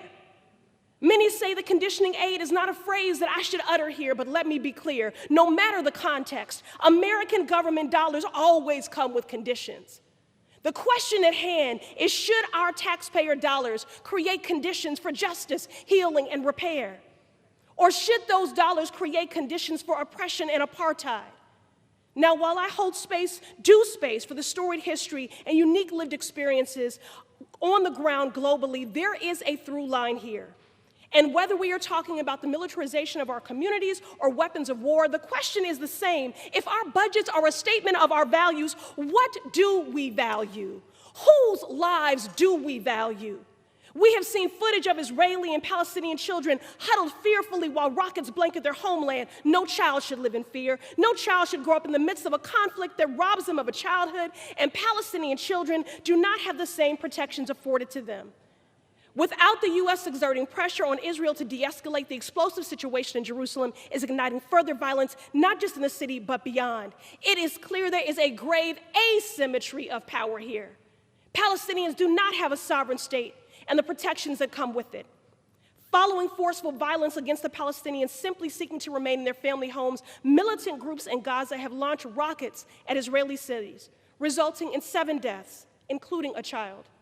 In response, the Israeli military has launched severe attacks on Gaza, killing 83 people, 17 of whom are children. This is devastating.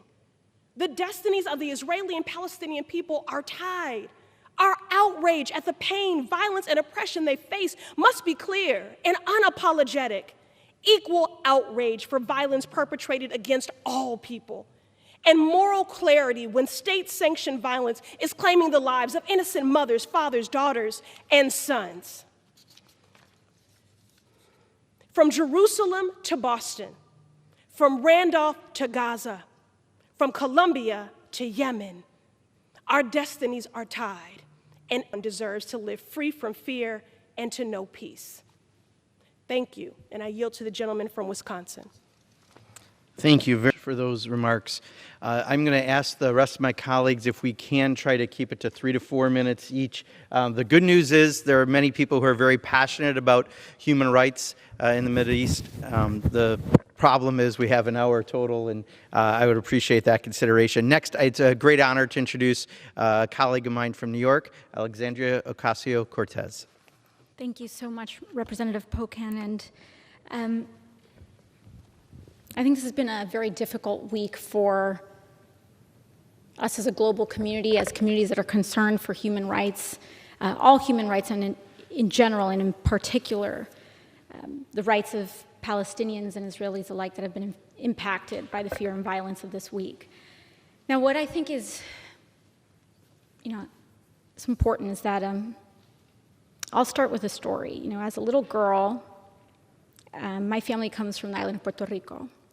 And I grew up visiting my family on the island of Vieques and communities on the island of Vieques, where the United States bombed its own territories, its own communities.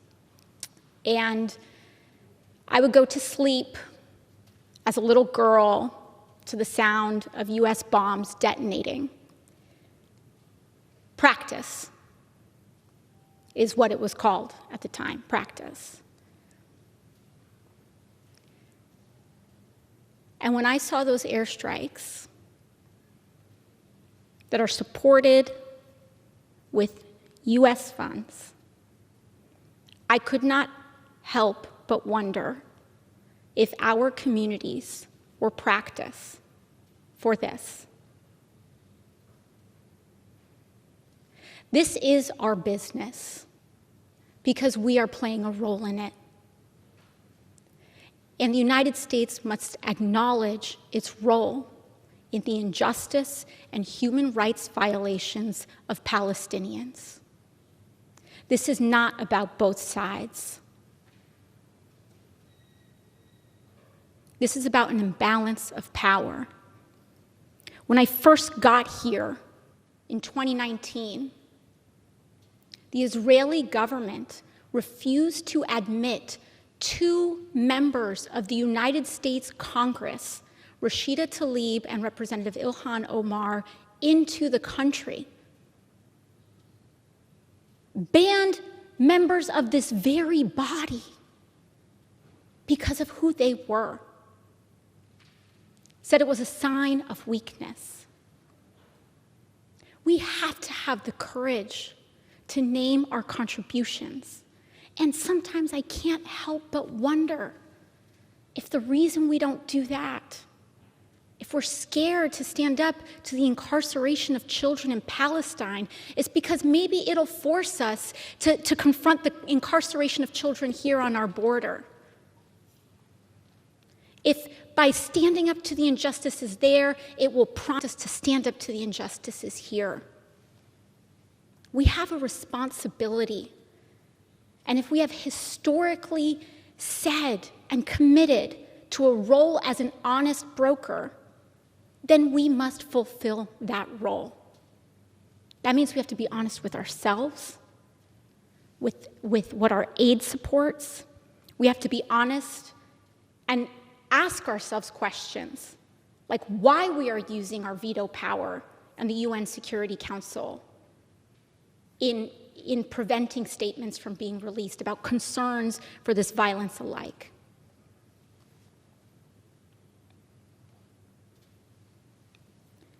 The President and many other figures this week stated that Israel has a right to self-defense, and this is a sentiment that is echoed across this body. But do Palestinians have a right to survive? Do we believe that? And if so, we have a responsibility to that as well. And with that, I yield back to the representative. Thank you very much.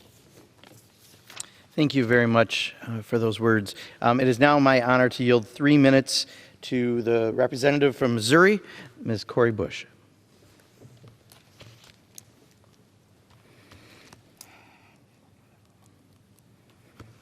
All right. Thank you. Thank you, Mr. Speaker. St. Louis and I rise today in solidarity with the Palestinian people and in memory of our brother, Bassem Masri, a Ferguson activist who was with us on the front lines of our uprising for justice following the police murder of Michael Brown Jr. Bassem was a St. Louis Palestinian. Bassem also lived in Jerusalem, Palestine. Bassem was one of us. He showed up ready. As a Palestinian, he was ready to resist, to rebel, to rise up with us as our St. Louis community mourned Mike Brown Jr.'s state-sanctioned murder, and as we demanded an end to the militarized police occupation of our communities. Palestinians know what state violence, militarized policing, and occupation of their communities look like. And they've lived that reality of having to go through checkpoints while trying to live their lives. They know this reality and the reality of so much more. So when heavily militarized police forces showed up in Ferguson in 2014, Bassem and so many others of our St. Louis Palestinian community, our Palestinian siblings showed up too. I remember sitting in a circle on the grass near where Michael Brown Jr. was murdered, and I remember them describing to us what to do when militarized law enforcement shot us with rubber bullets or when they tear gassed us.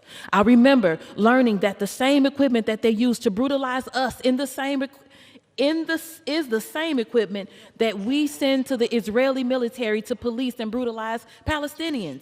I remember Bassem putting his life on the line with us. I remember him live streaming for the whole world to see our struggle. I remember our solidarity, and I remember the harassment, the extortion, the brutalization he faced for resisting with us. That harassment, that extortion, that brutalization by a heavily armed militarized presence in our community, that's what we fund when our government sends our tax dollars to the Israeli military. St. Louis sent me here to save lives. Bassem's loved ones and his community, our St. Louis community, sent me here to save lives. So that means we oppose our money going to fund militarized policing, occupation, and systems of violent oppression and trauma. We are anti-war, we are anti-occupation, and we are anti-apartheid, period. If this body is looking for something productive to do with $3 million, instead of funding a military that polices and kills Palestinians, I have some communities in St. Louis City and in St. Louis County where that money can go, where we desperately need investment, where we are hurting, where we need help. Let us prioritize funding there. Prioritize funding life, not destruction. So today, we remember Bassem. We remember his resistance in the face of militarized police occupation as a St. Louis and a Palestinian. We lost him to a health crisis, but we remember his words today. Until all our children are safe, we will continue to fight for our rights in Palestine and in Ferguson. We stand with you in solidarity. Thank you. Thank you. May I inquire on how much time we have left? The gentleman has 13 minutes. Great, thank you very much. I would like to yield 3 minutes to a great colleague and mentor of mine, Representative Jan Schakowsky from Illinois.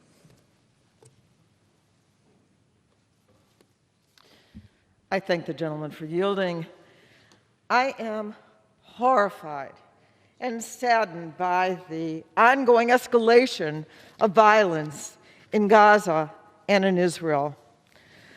We have now seen over 1,800 rockets being fired indiscriminately at Israel's citizens who are now fleeing for their lives. Yes, I believe that Israel does have a right to defend herself. Now 103 Palestinians and 7 Israelis are dead, including children.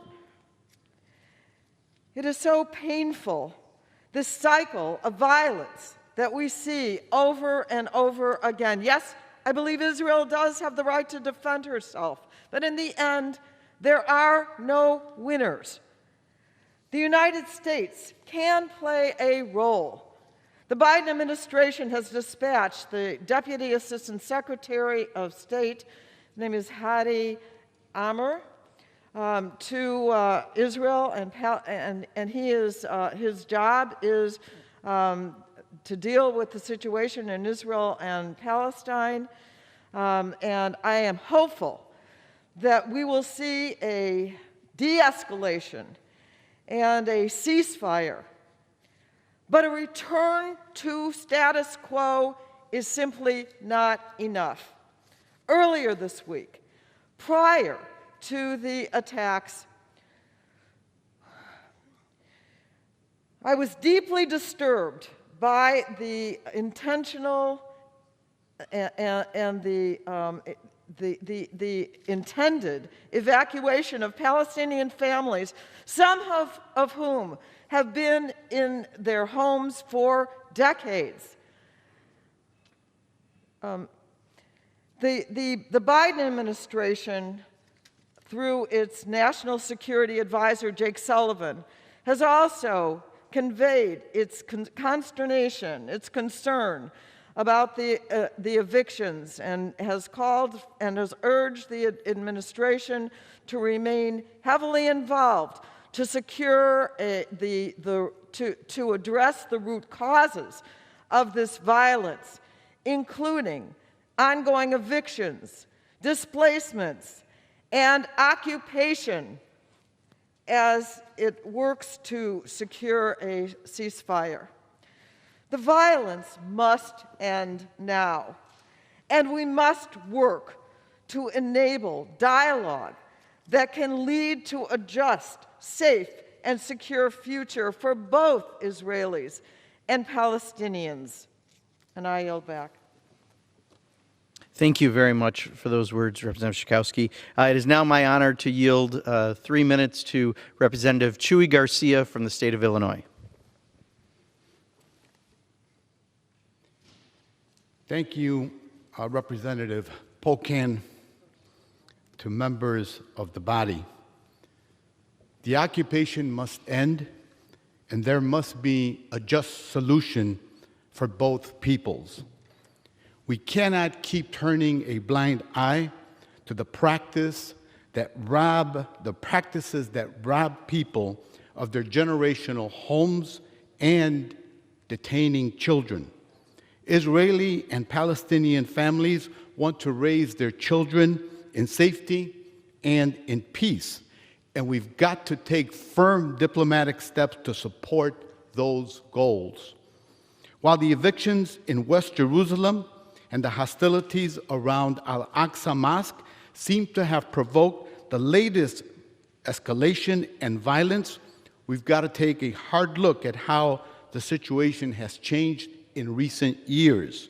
The Biden administration must reverse Trump's detrimental actions and take steps to ensure that U.S. aid to Israel cannot be used for seizure or destruction of Palestinian homes.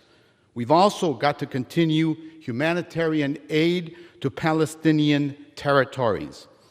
The use of war-grade weapons and the killing of civilians must stop. I've always strongly supported a rights-based approach and a two-state solution to the Israeli-Palestinian conflict. And the current situation makes it more crucial than ever that we pursue viable pathways toward equality, self-determination, and peace. I sincerely thank Mr. Pocan and the Progressive Caucus for putting this special hour together. I hope and pray that the death and self-destruction will end and that we may work on a peaceful solution centered on the humanity and the rights of all involved. I yield back to Representative Pocan. Thank you very much for those words. It is now my honor to introduce from the state of Indiana, the extremely patient, because he's been here for nearly an hour waiting to speak, Representative Andre Carson. Thank you, Congressman Pocan. You know, Mr. Speaker, I rise today in solidarity with the Palestinian people as they face grave injustices, violence, and certainly abuse. And I join the countless people around the world, Mr. Speaker, who are vehemently opposed to the planned forced evictions of Palestinians in Sheikh Jarrah and saddened by the escalating violence that threatens Israelis and Palestinians alike. We must condemn all forms of violence and mourn the loss of both Palestinian lives and Israeli lives.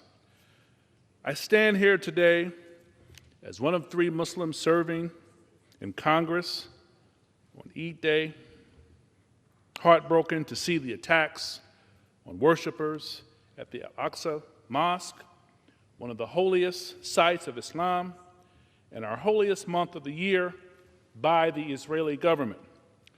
For decades, Israel has violated international law and basic human rights through its systematic displacement of Palestinians.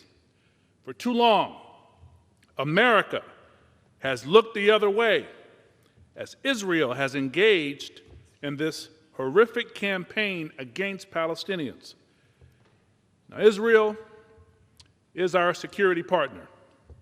In fact, the U.S. alone gives Israel billions of dollars per year. But we must make sure that our taxpayer dollars are not being used to fund human rights violations. Enough is enough. America has a moral obligation to use our influence to protect the victims of human rights violations, including the Palestinian people. And we must work to strengthen our work to bring peace to this region. This is our moral responsibility to do the right thing. It's not about Jews versus Muslims or Israel versus its neighbors. It's about right versus wrong. And let me be clear, Israel's decade of forced displacement is wrong. That's why we're working hard in Congress to make things right. Our American government must enforce international law and our own foundational principles. And our allies, like Israel, must be held accountable for human rights violations. Now, we're going to keep working hard in Congress to pass much-needed legislation that achieves accountability, equality, and justice for all. America is great, powerful, probably the greatest nation in recorded history, but America's complex. It's a complicated work in progress. For centuries, she has engaged in and enabled the mistreatment of countless people, from the slavery enshrined in this Constitution against Africans, to the taking of land from Native Americans, or the shameful support of dictators beyond our shores. But today we face an inflection point a reckoning of whether we will stand up for the values we claim to cherish or if we will turn a blind eye to repeated violations of human rights. We cannot turn our backs now. We must recognize that this is an international struggle and stick by the words of Dr. King when he said injustice anywhere is a threat to justice everywhere. I'm thankful for Dr. King and for the long list of great Americans who have helped bend the arc of the moral universe toward justice. We stand on the shoulders and march in their footsteps as we advance their legacy and boldly stand up to protect the human rights of the Palestinian people.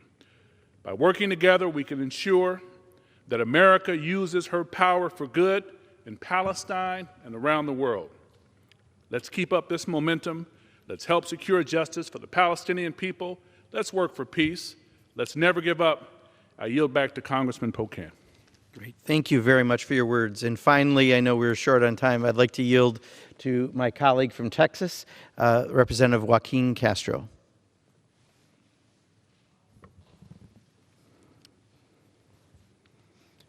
Thank you, Mr. Speaker. And I rise today with grave concern about the ongoing violence in Israel and Palestine. The events of the last week and the deaths of so many Israeli and Palestinian civilians, including many children, are heartbreaking. My condolences to their families, and my thoughts are with those in Israel and Gaza who continue to live in fear. Rocket attacks by Hamas and other militant groups that intentionally target civilians are, of course, reprehensible, and I condemn them unequivocally. The escalation of violence is not in the interest of Israelis or Palestinians, but only extremists that thrive on conflict. The Biden administration needs to call on the Israeli government to agree to a ceasefire and put pressure on Hamas to do the same. I have consistently supported security assistance to Israel and voted to fund the Iron Dome, which is saving lives as we speak. Yet Israel's disproportionate response to Hamas's attacks, destroying entire buildings and public spaces, is exacerbating this horrible cycle of violence. These airstrikes, which have already resulted in the deaths of civilians and at least 38 women and children, must stop. We need a ceasefire now, and the United States must help bring one about. Beyond stopping the immediate violence, the United States must also urge Israel to support the creation of a Palestinian state, the only way to end this cycle of violence for good. The status quo of occupation and creeping de facto annexation is unjust and not sustainable.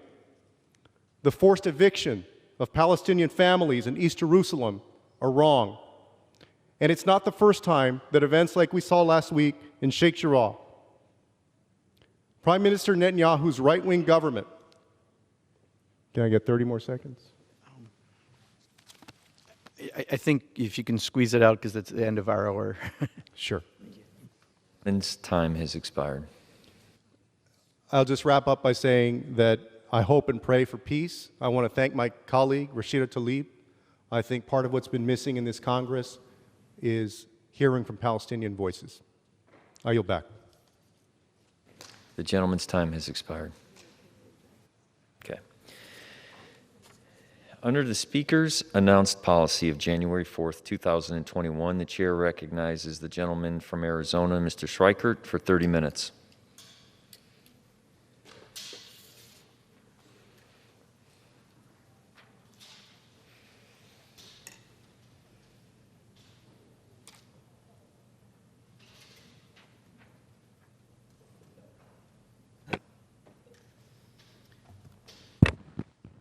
Thank you, Mr. Speaker. Tonight I'm going to actually try to do something that's a little tricky, but I'm going to first sort of explain the theme, and then I'm going to sort of walk through some of the backup material. We understand right now our brothers and sisters on the left have, another $4.5 trillion of spending, maybe it's $5 in the pipeline.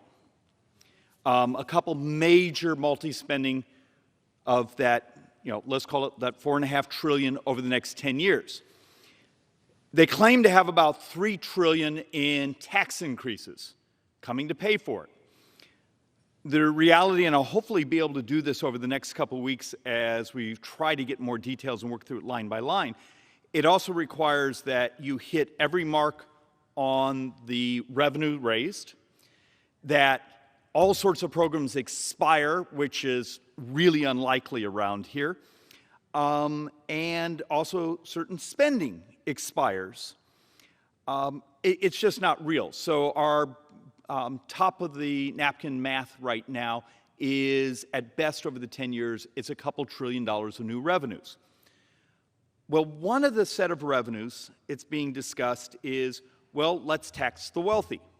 Okay. Except when you walk through the math there, let's raise capital gains tax, let's raise basis, let's raise individuals' income tax, and also then you add in, let's raise taxes on corporations. Fine. But we're already starting to see the data coming in saying just going to the 28% on the corporate tax rate is 1 million jobs over the next 24 months. Okay, so the Democrat Party wipes out 1 million jobs and takes, I think it was a little less, like 119 billion or something off just the GDP from those 2 years.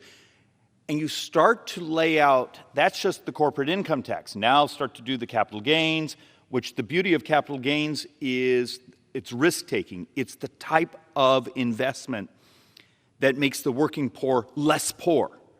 It's the type of investment that takes risk that makes us more productive. Because you all remember your high school economics class. What are the 2 ways a worker gets paid more? Inflation, which means you got paid more, but it didn't get you anything, or productivity. And without that risk capital, you lose that productivity investment. So, if the Democrats really intend to spend that much money and really intend to keep driving up the debt and deficits the way they are, I want to make a modest proposal of where they could find some offsets. And I'm shocked this isn't discussed more around here. Instead of marching in and saying, we're going to tax rich people, even though much of that money actually goes to create jobs and investment and economic growth and productivity growth for our brothers and sisters who are in the hard-working class, why don't we stop subsidizing the rich? I'm going to show a number of boards here today on how this government takes some of the very, very, very wealthiest in this country and, on one hand, says, pay the taxes. Oh, by the way, we're going to hand you back the cash. I'm going to show you one board where individuals with multi-million-dollar houses on the beach then get dramatically subsidized flood insurance from the federal general fund. And over and over and over. If this is the path the Democrats intend to go, could they consider cutting spending? Because cutting that spending would be much less distortionary, if that's an actual word, distorting the economy, because the taxes being discussed right now are going to hurt the economy, they're going to hurt working people, and they're going to really hurt the working poor. So if you need this much revenue, and our back-of-the-napkin math right now is about $1.4 trillion over the 10 years, in subsidies that could be cut for that very top fraction of income earners, wealth holders in the United States. So there's a place to get your revenue without creating the economic distortion being discussed right now. So let's first talk about the reality of where we are at as a people, as a society, as a country. How many actually right now know the latest numbers from CBO on how much trouble we're in just on Medicare? The 30-year window right now on Medicare is $71 trillion shortfall just in Medicare. Remember, in Medicare only it has, the A, the B, the C, the D, but the Part A, which is the hospital portion, is the only part we collect as part of your FICA tax. Everything else ultimately comes out of the general fund. And we always talk about Part B and Part D because Part C is the managed care portion. But if you look at the actual outlays of the program, and then you actually look at the interest cost, and you remove the Part A, the hospital portion, it's $71 trillion, and it's just Medicare. And this is, I'm just stunned more members of Congress don't actually understand this, are willing to tell their constituents the truth. That Medicare number represents 67% of the deficit debt shortfall over that 30 years. Once again, the Medicare shortfall is 67% of the debt we're going to be in 30 years. So we take that. Now let's add in Social Security. Social Security is actually in better shape. It functionally has only about a $28 trillion shortfall over the next 30 years. Because you reach in, you take the portion of the trust fund, and here's the trust fund portion. You see the green sliver? Then the rest are what we predict as incoming payroll taxes. Then here's the program's outlays, and then the interest on the shortfall. And so work with me. If Medicare is 71 trillion, Social Security is 28 trillion, right there you're at what, $99 trillion of the debt is driven by just Social Security. Well, the good news is, if it's that, the rest of the budget over that 30-year window is actually only about $3 trillion short. So in a perverse way, the rest of the budget actually is, well, out of balance by only $3 trillion. It's pretty close to being in balance on the type of numbers we're using here in Washington today. So there should be just a fixation if this body actually cared about retirement security, cared about the future, cared about everyone from my 5-year-old daughter who's going to be paying these taxes to hopefully myself who will be receiving some of these benefits.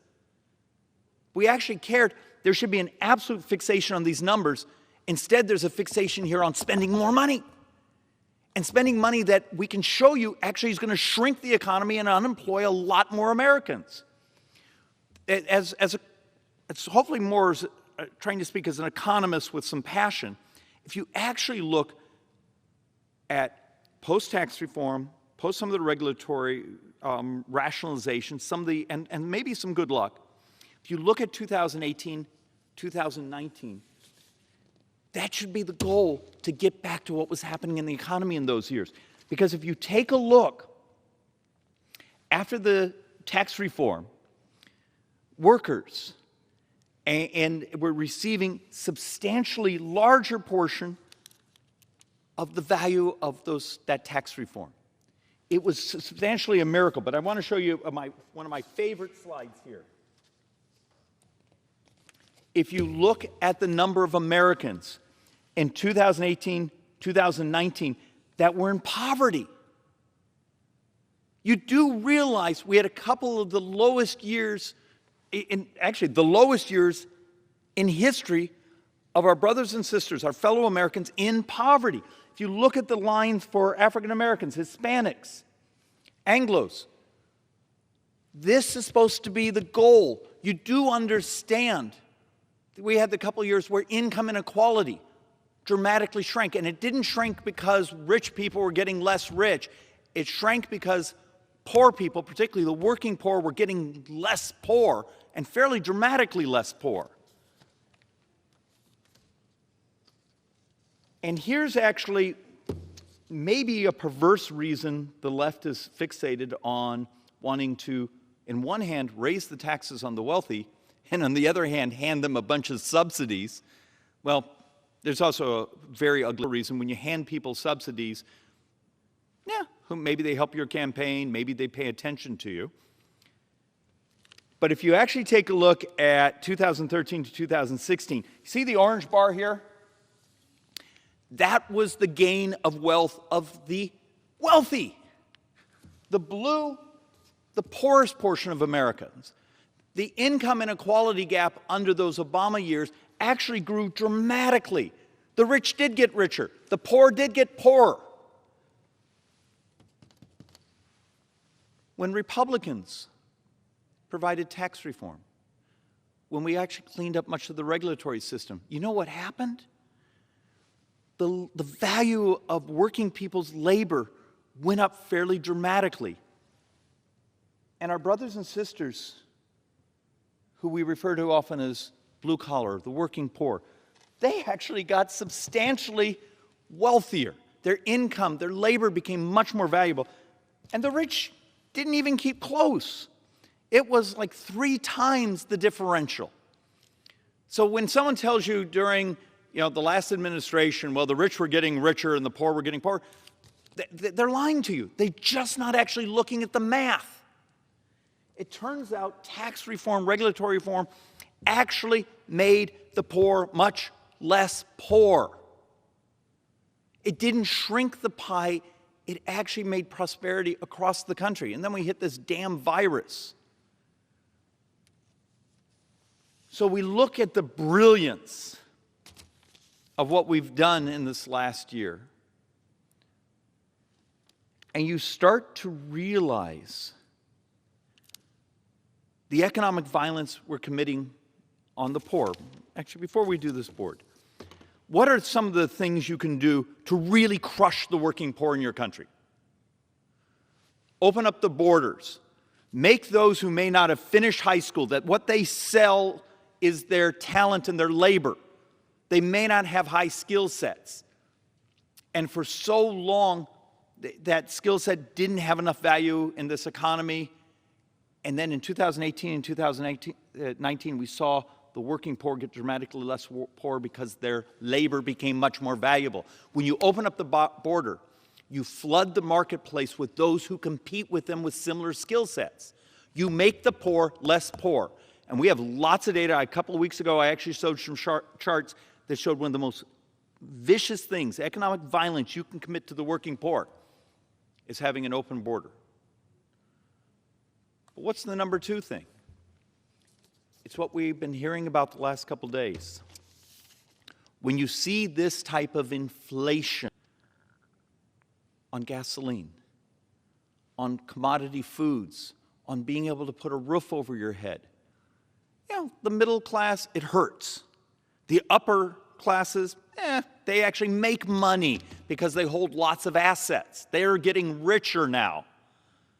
But if you're part of that working poor, that blue-collar working class that did so well in the previous couple years, they're getting their heads kicked in right now because we have pumped in so many dollars chasing so few goods. We're kicking the poor in their head. And it's the policies coming out of this place that are doing it to them.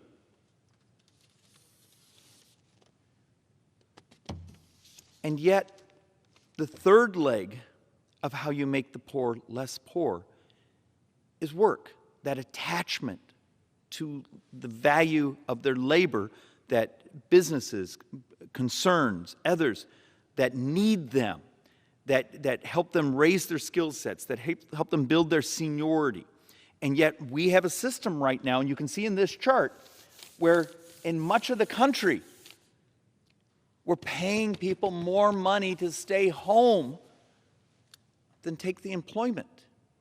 And you do realize right now you may be a hero if you're a member of Congress and you've been voting to do this enhanced unemployment benefits. But in the future, when those things start to run out, and they've lost a year, 2 years of skills, of seniority, of moving up in the organization they are employed by, you explain to them why their lifetime wages have been crushed. And much of this, some of this, is also driven by the teachers' unions, playing games of not opening up. And do we understand the level of economic dislocation that these policies are going to give us, not this year, not next year, but maybe for the coming decade? So let's actually go back to my previous theme. we see that economic robustness, vitality, opportunity, economic growth is moral. If this place truly cares and claims they care about workers and the working poor, now we're about to do the next round of economic kick in the head by, well, we're going to call it taxing the wealthy, but we're also going to remove the very capital out of the markets that go to the investments that make us more productive, that make it so we can hire and pay people. And you already saw the one study, and I have it right over here on the chair, that says just the corporate tax hike will unemploy 1 million Americans in the first 24 months. So let's actually walk through and see how bold and how economically literate the left is around here. Here is National Flood Insurance Program. Well, it turns out that actually if you look at the chart over here, where much of the subsidized spending coming from the general fund, it's for the folks that are 165% of the mean income and up. And actually, we were trying to work out another chart that showed that it was actually 1, 2, 3% of income earners and wealth holders in the entire country were actually getting the substantial portion of the subsidized flood insurance. If you need more money to keep spending, maybe cut some of the spending where you are subsidizing the very people you're threatening to tax. It's a really creative, simple idea. Cut some spending. And you can cut the spending on the very people that you vilify so much. And look, a couple of these are uncomfortable, but it's still the math. If you look at some of the top wealth households in the nation, and you take a look at how much money will go to those individuals in everything from Social Security, Medicare, other types of programs, we really need to understand does it make sense to play this shell game of saying Democrats are going to raise the taxes on the rich, okay, but we're going to turn around and hand you all these benefits and hand you all these subsidies through the other hand. It's an irrational sort of washing machine of the money. So another one I'll give you is you take a number of the subsidies that go to agriculture and take the sliver that are the wealthiest holders of those agribusinesses. Guess where the substantial portion of the subsidies go? So on one hand, you're saying, we're going to tax you more, but we're going to turn around and hand you back the commodity subsidies. It's an irrational plan, once again, devoid of basic math and basic economics that the Democrats are proposing. And who knows, maybe it's great politics saying we're going to tax the rich. I mean, we see the polling. Many of the Republican base aren't particularly thrilled. We know the Democrat base vilifies them, even though that's where much of the left actually gets their money. But it's just bad economics. Do we want to step back into the days when, for great politics, we did things that truly crushed the workers, the working poor in this country, by making the economy smaller than it should be, slowing down economic growth, but slowing down also those investments that make us more productive, that make it so we can pay our brothers and sisters more. So my challenge to the left is, we've been working up the numbers now for a couple of weeks. Brian Riddell of the Manhattan Institute has a great article that's about to be published, walking through lots of these numbers. Take it for your consideration. Brian's number is about $1 trillion of subsidies that go to the rich. Our number is about $1.4 trillion over the 10 years that go to the rich. We've added in flood insurance and a couple other programs that we thought about. But the last part of this thought experiment, you're telling me it's absolutely ethical that saying on one end, I want to tax these folks more, but oh, by the way, here's your subsidy to buy your electric car. Here's your subsidy to buy the solar panels. Here's your subsidy to have a multi-million-dollar house in a flood zone. Here's your subsidy. This is irrational economics. It's irrational policy. And the only reason a political party would continue to support it is they understand it's the shiny objects that gets used for additional political support. And that's a cynical, dark thing for our friends on the left to continue to do. So that's my thought experiment for this evening. We're going to try to add some more detail on these numbers over the coming weeks. And with that, Mr. Speaker, we'll yield back to you. Gentleman yields back. Pursuant to Section 11B of House Resolution 188, the House stands adjourned until 9 a.m. tomorrow.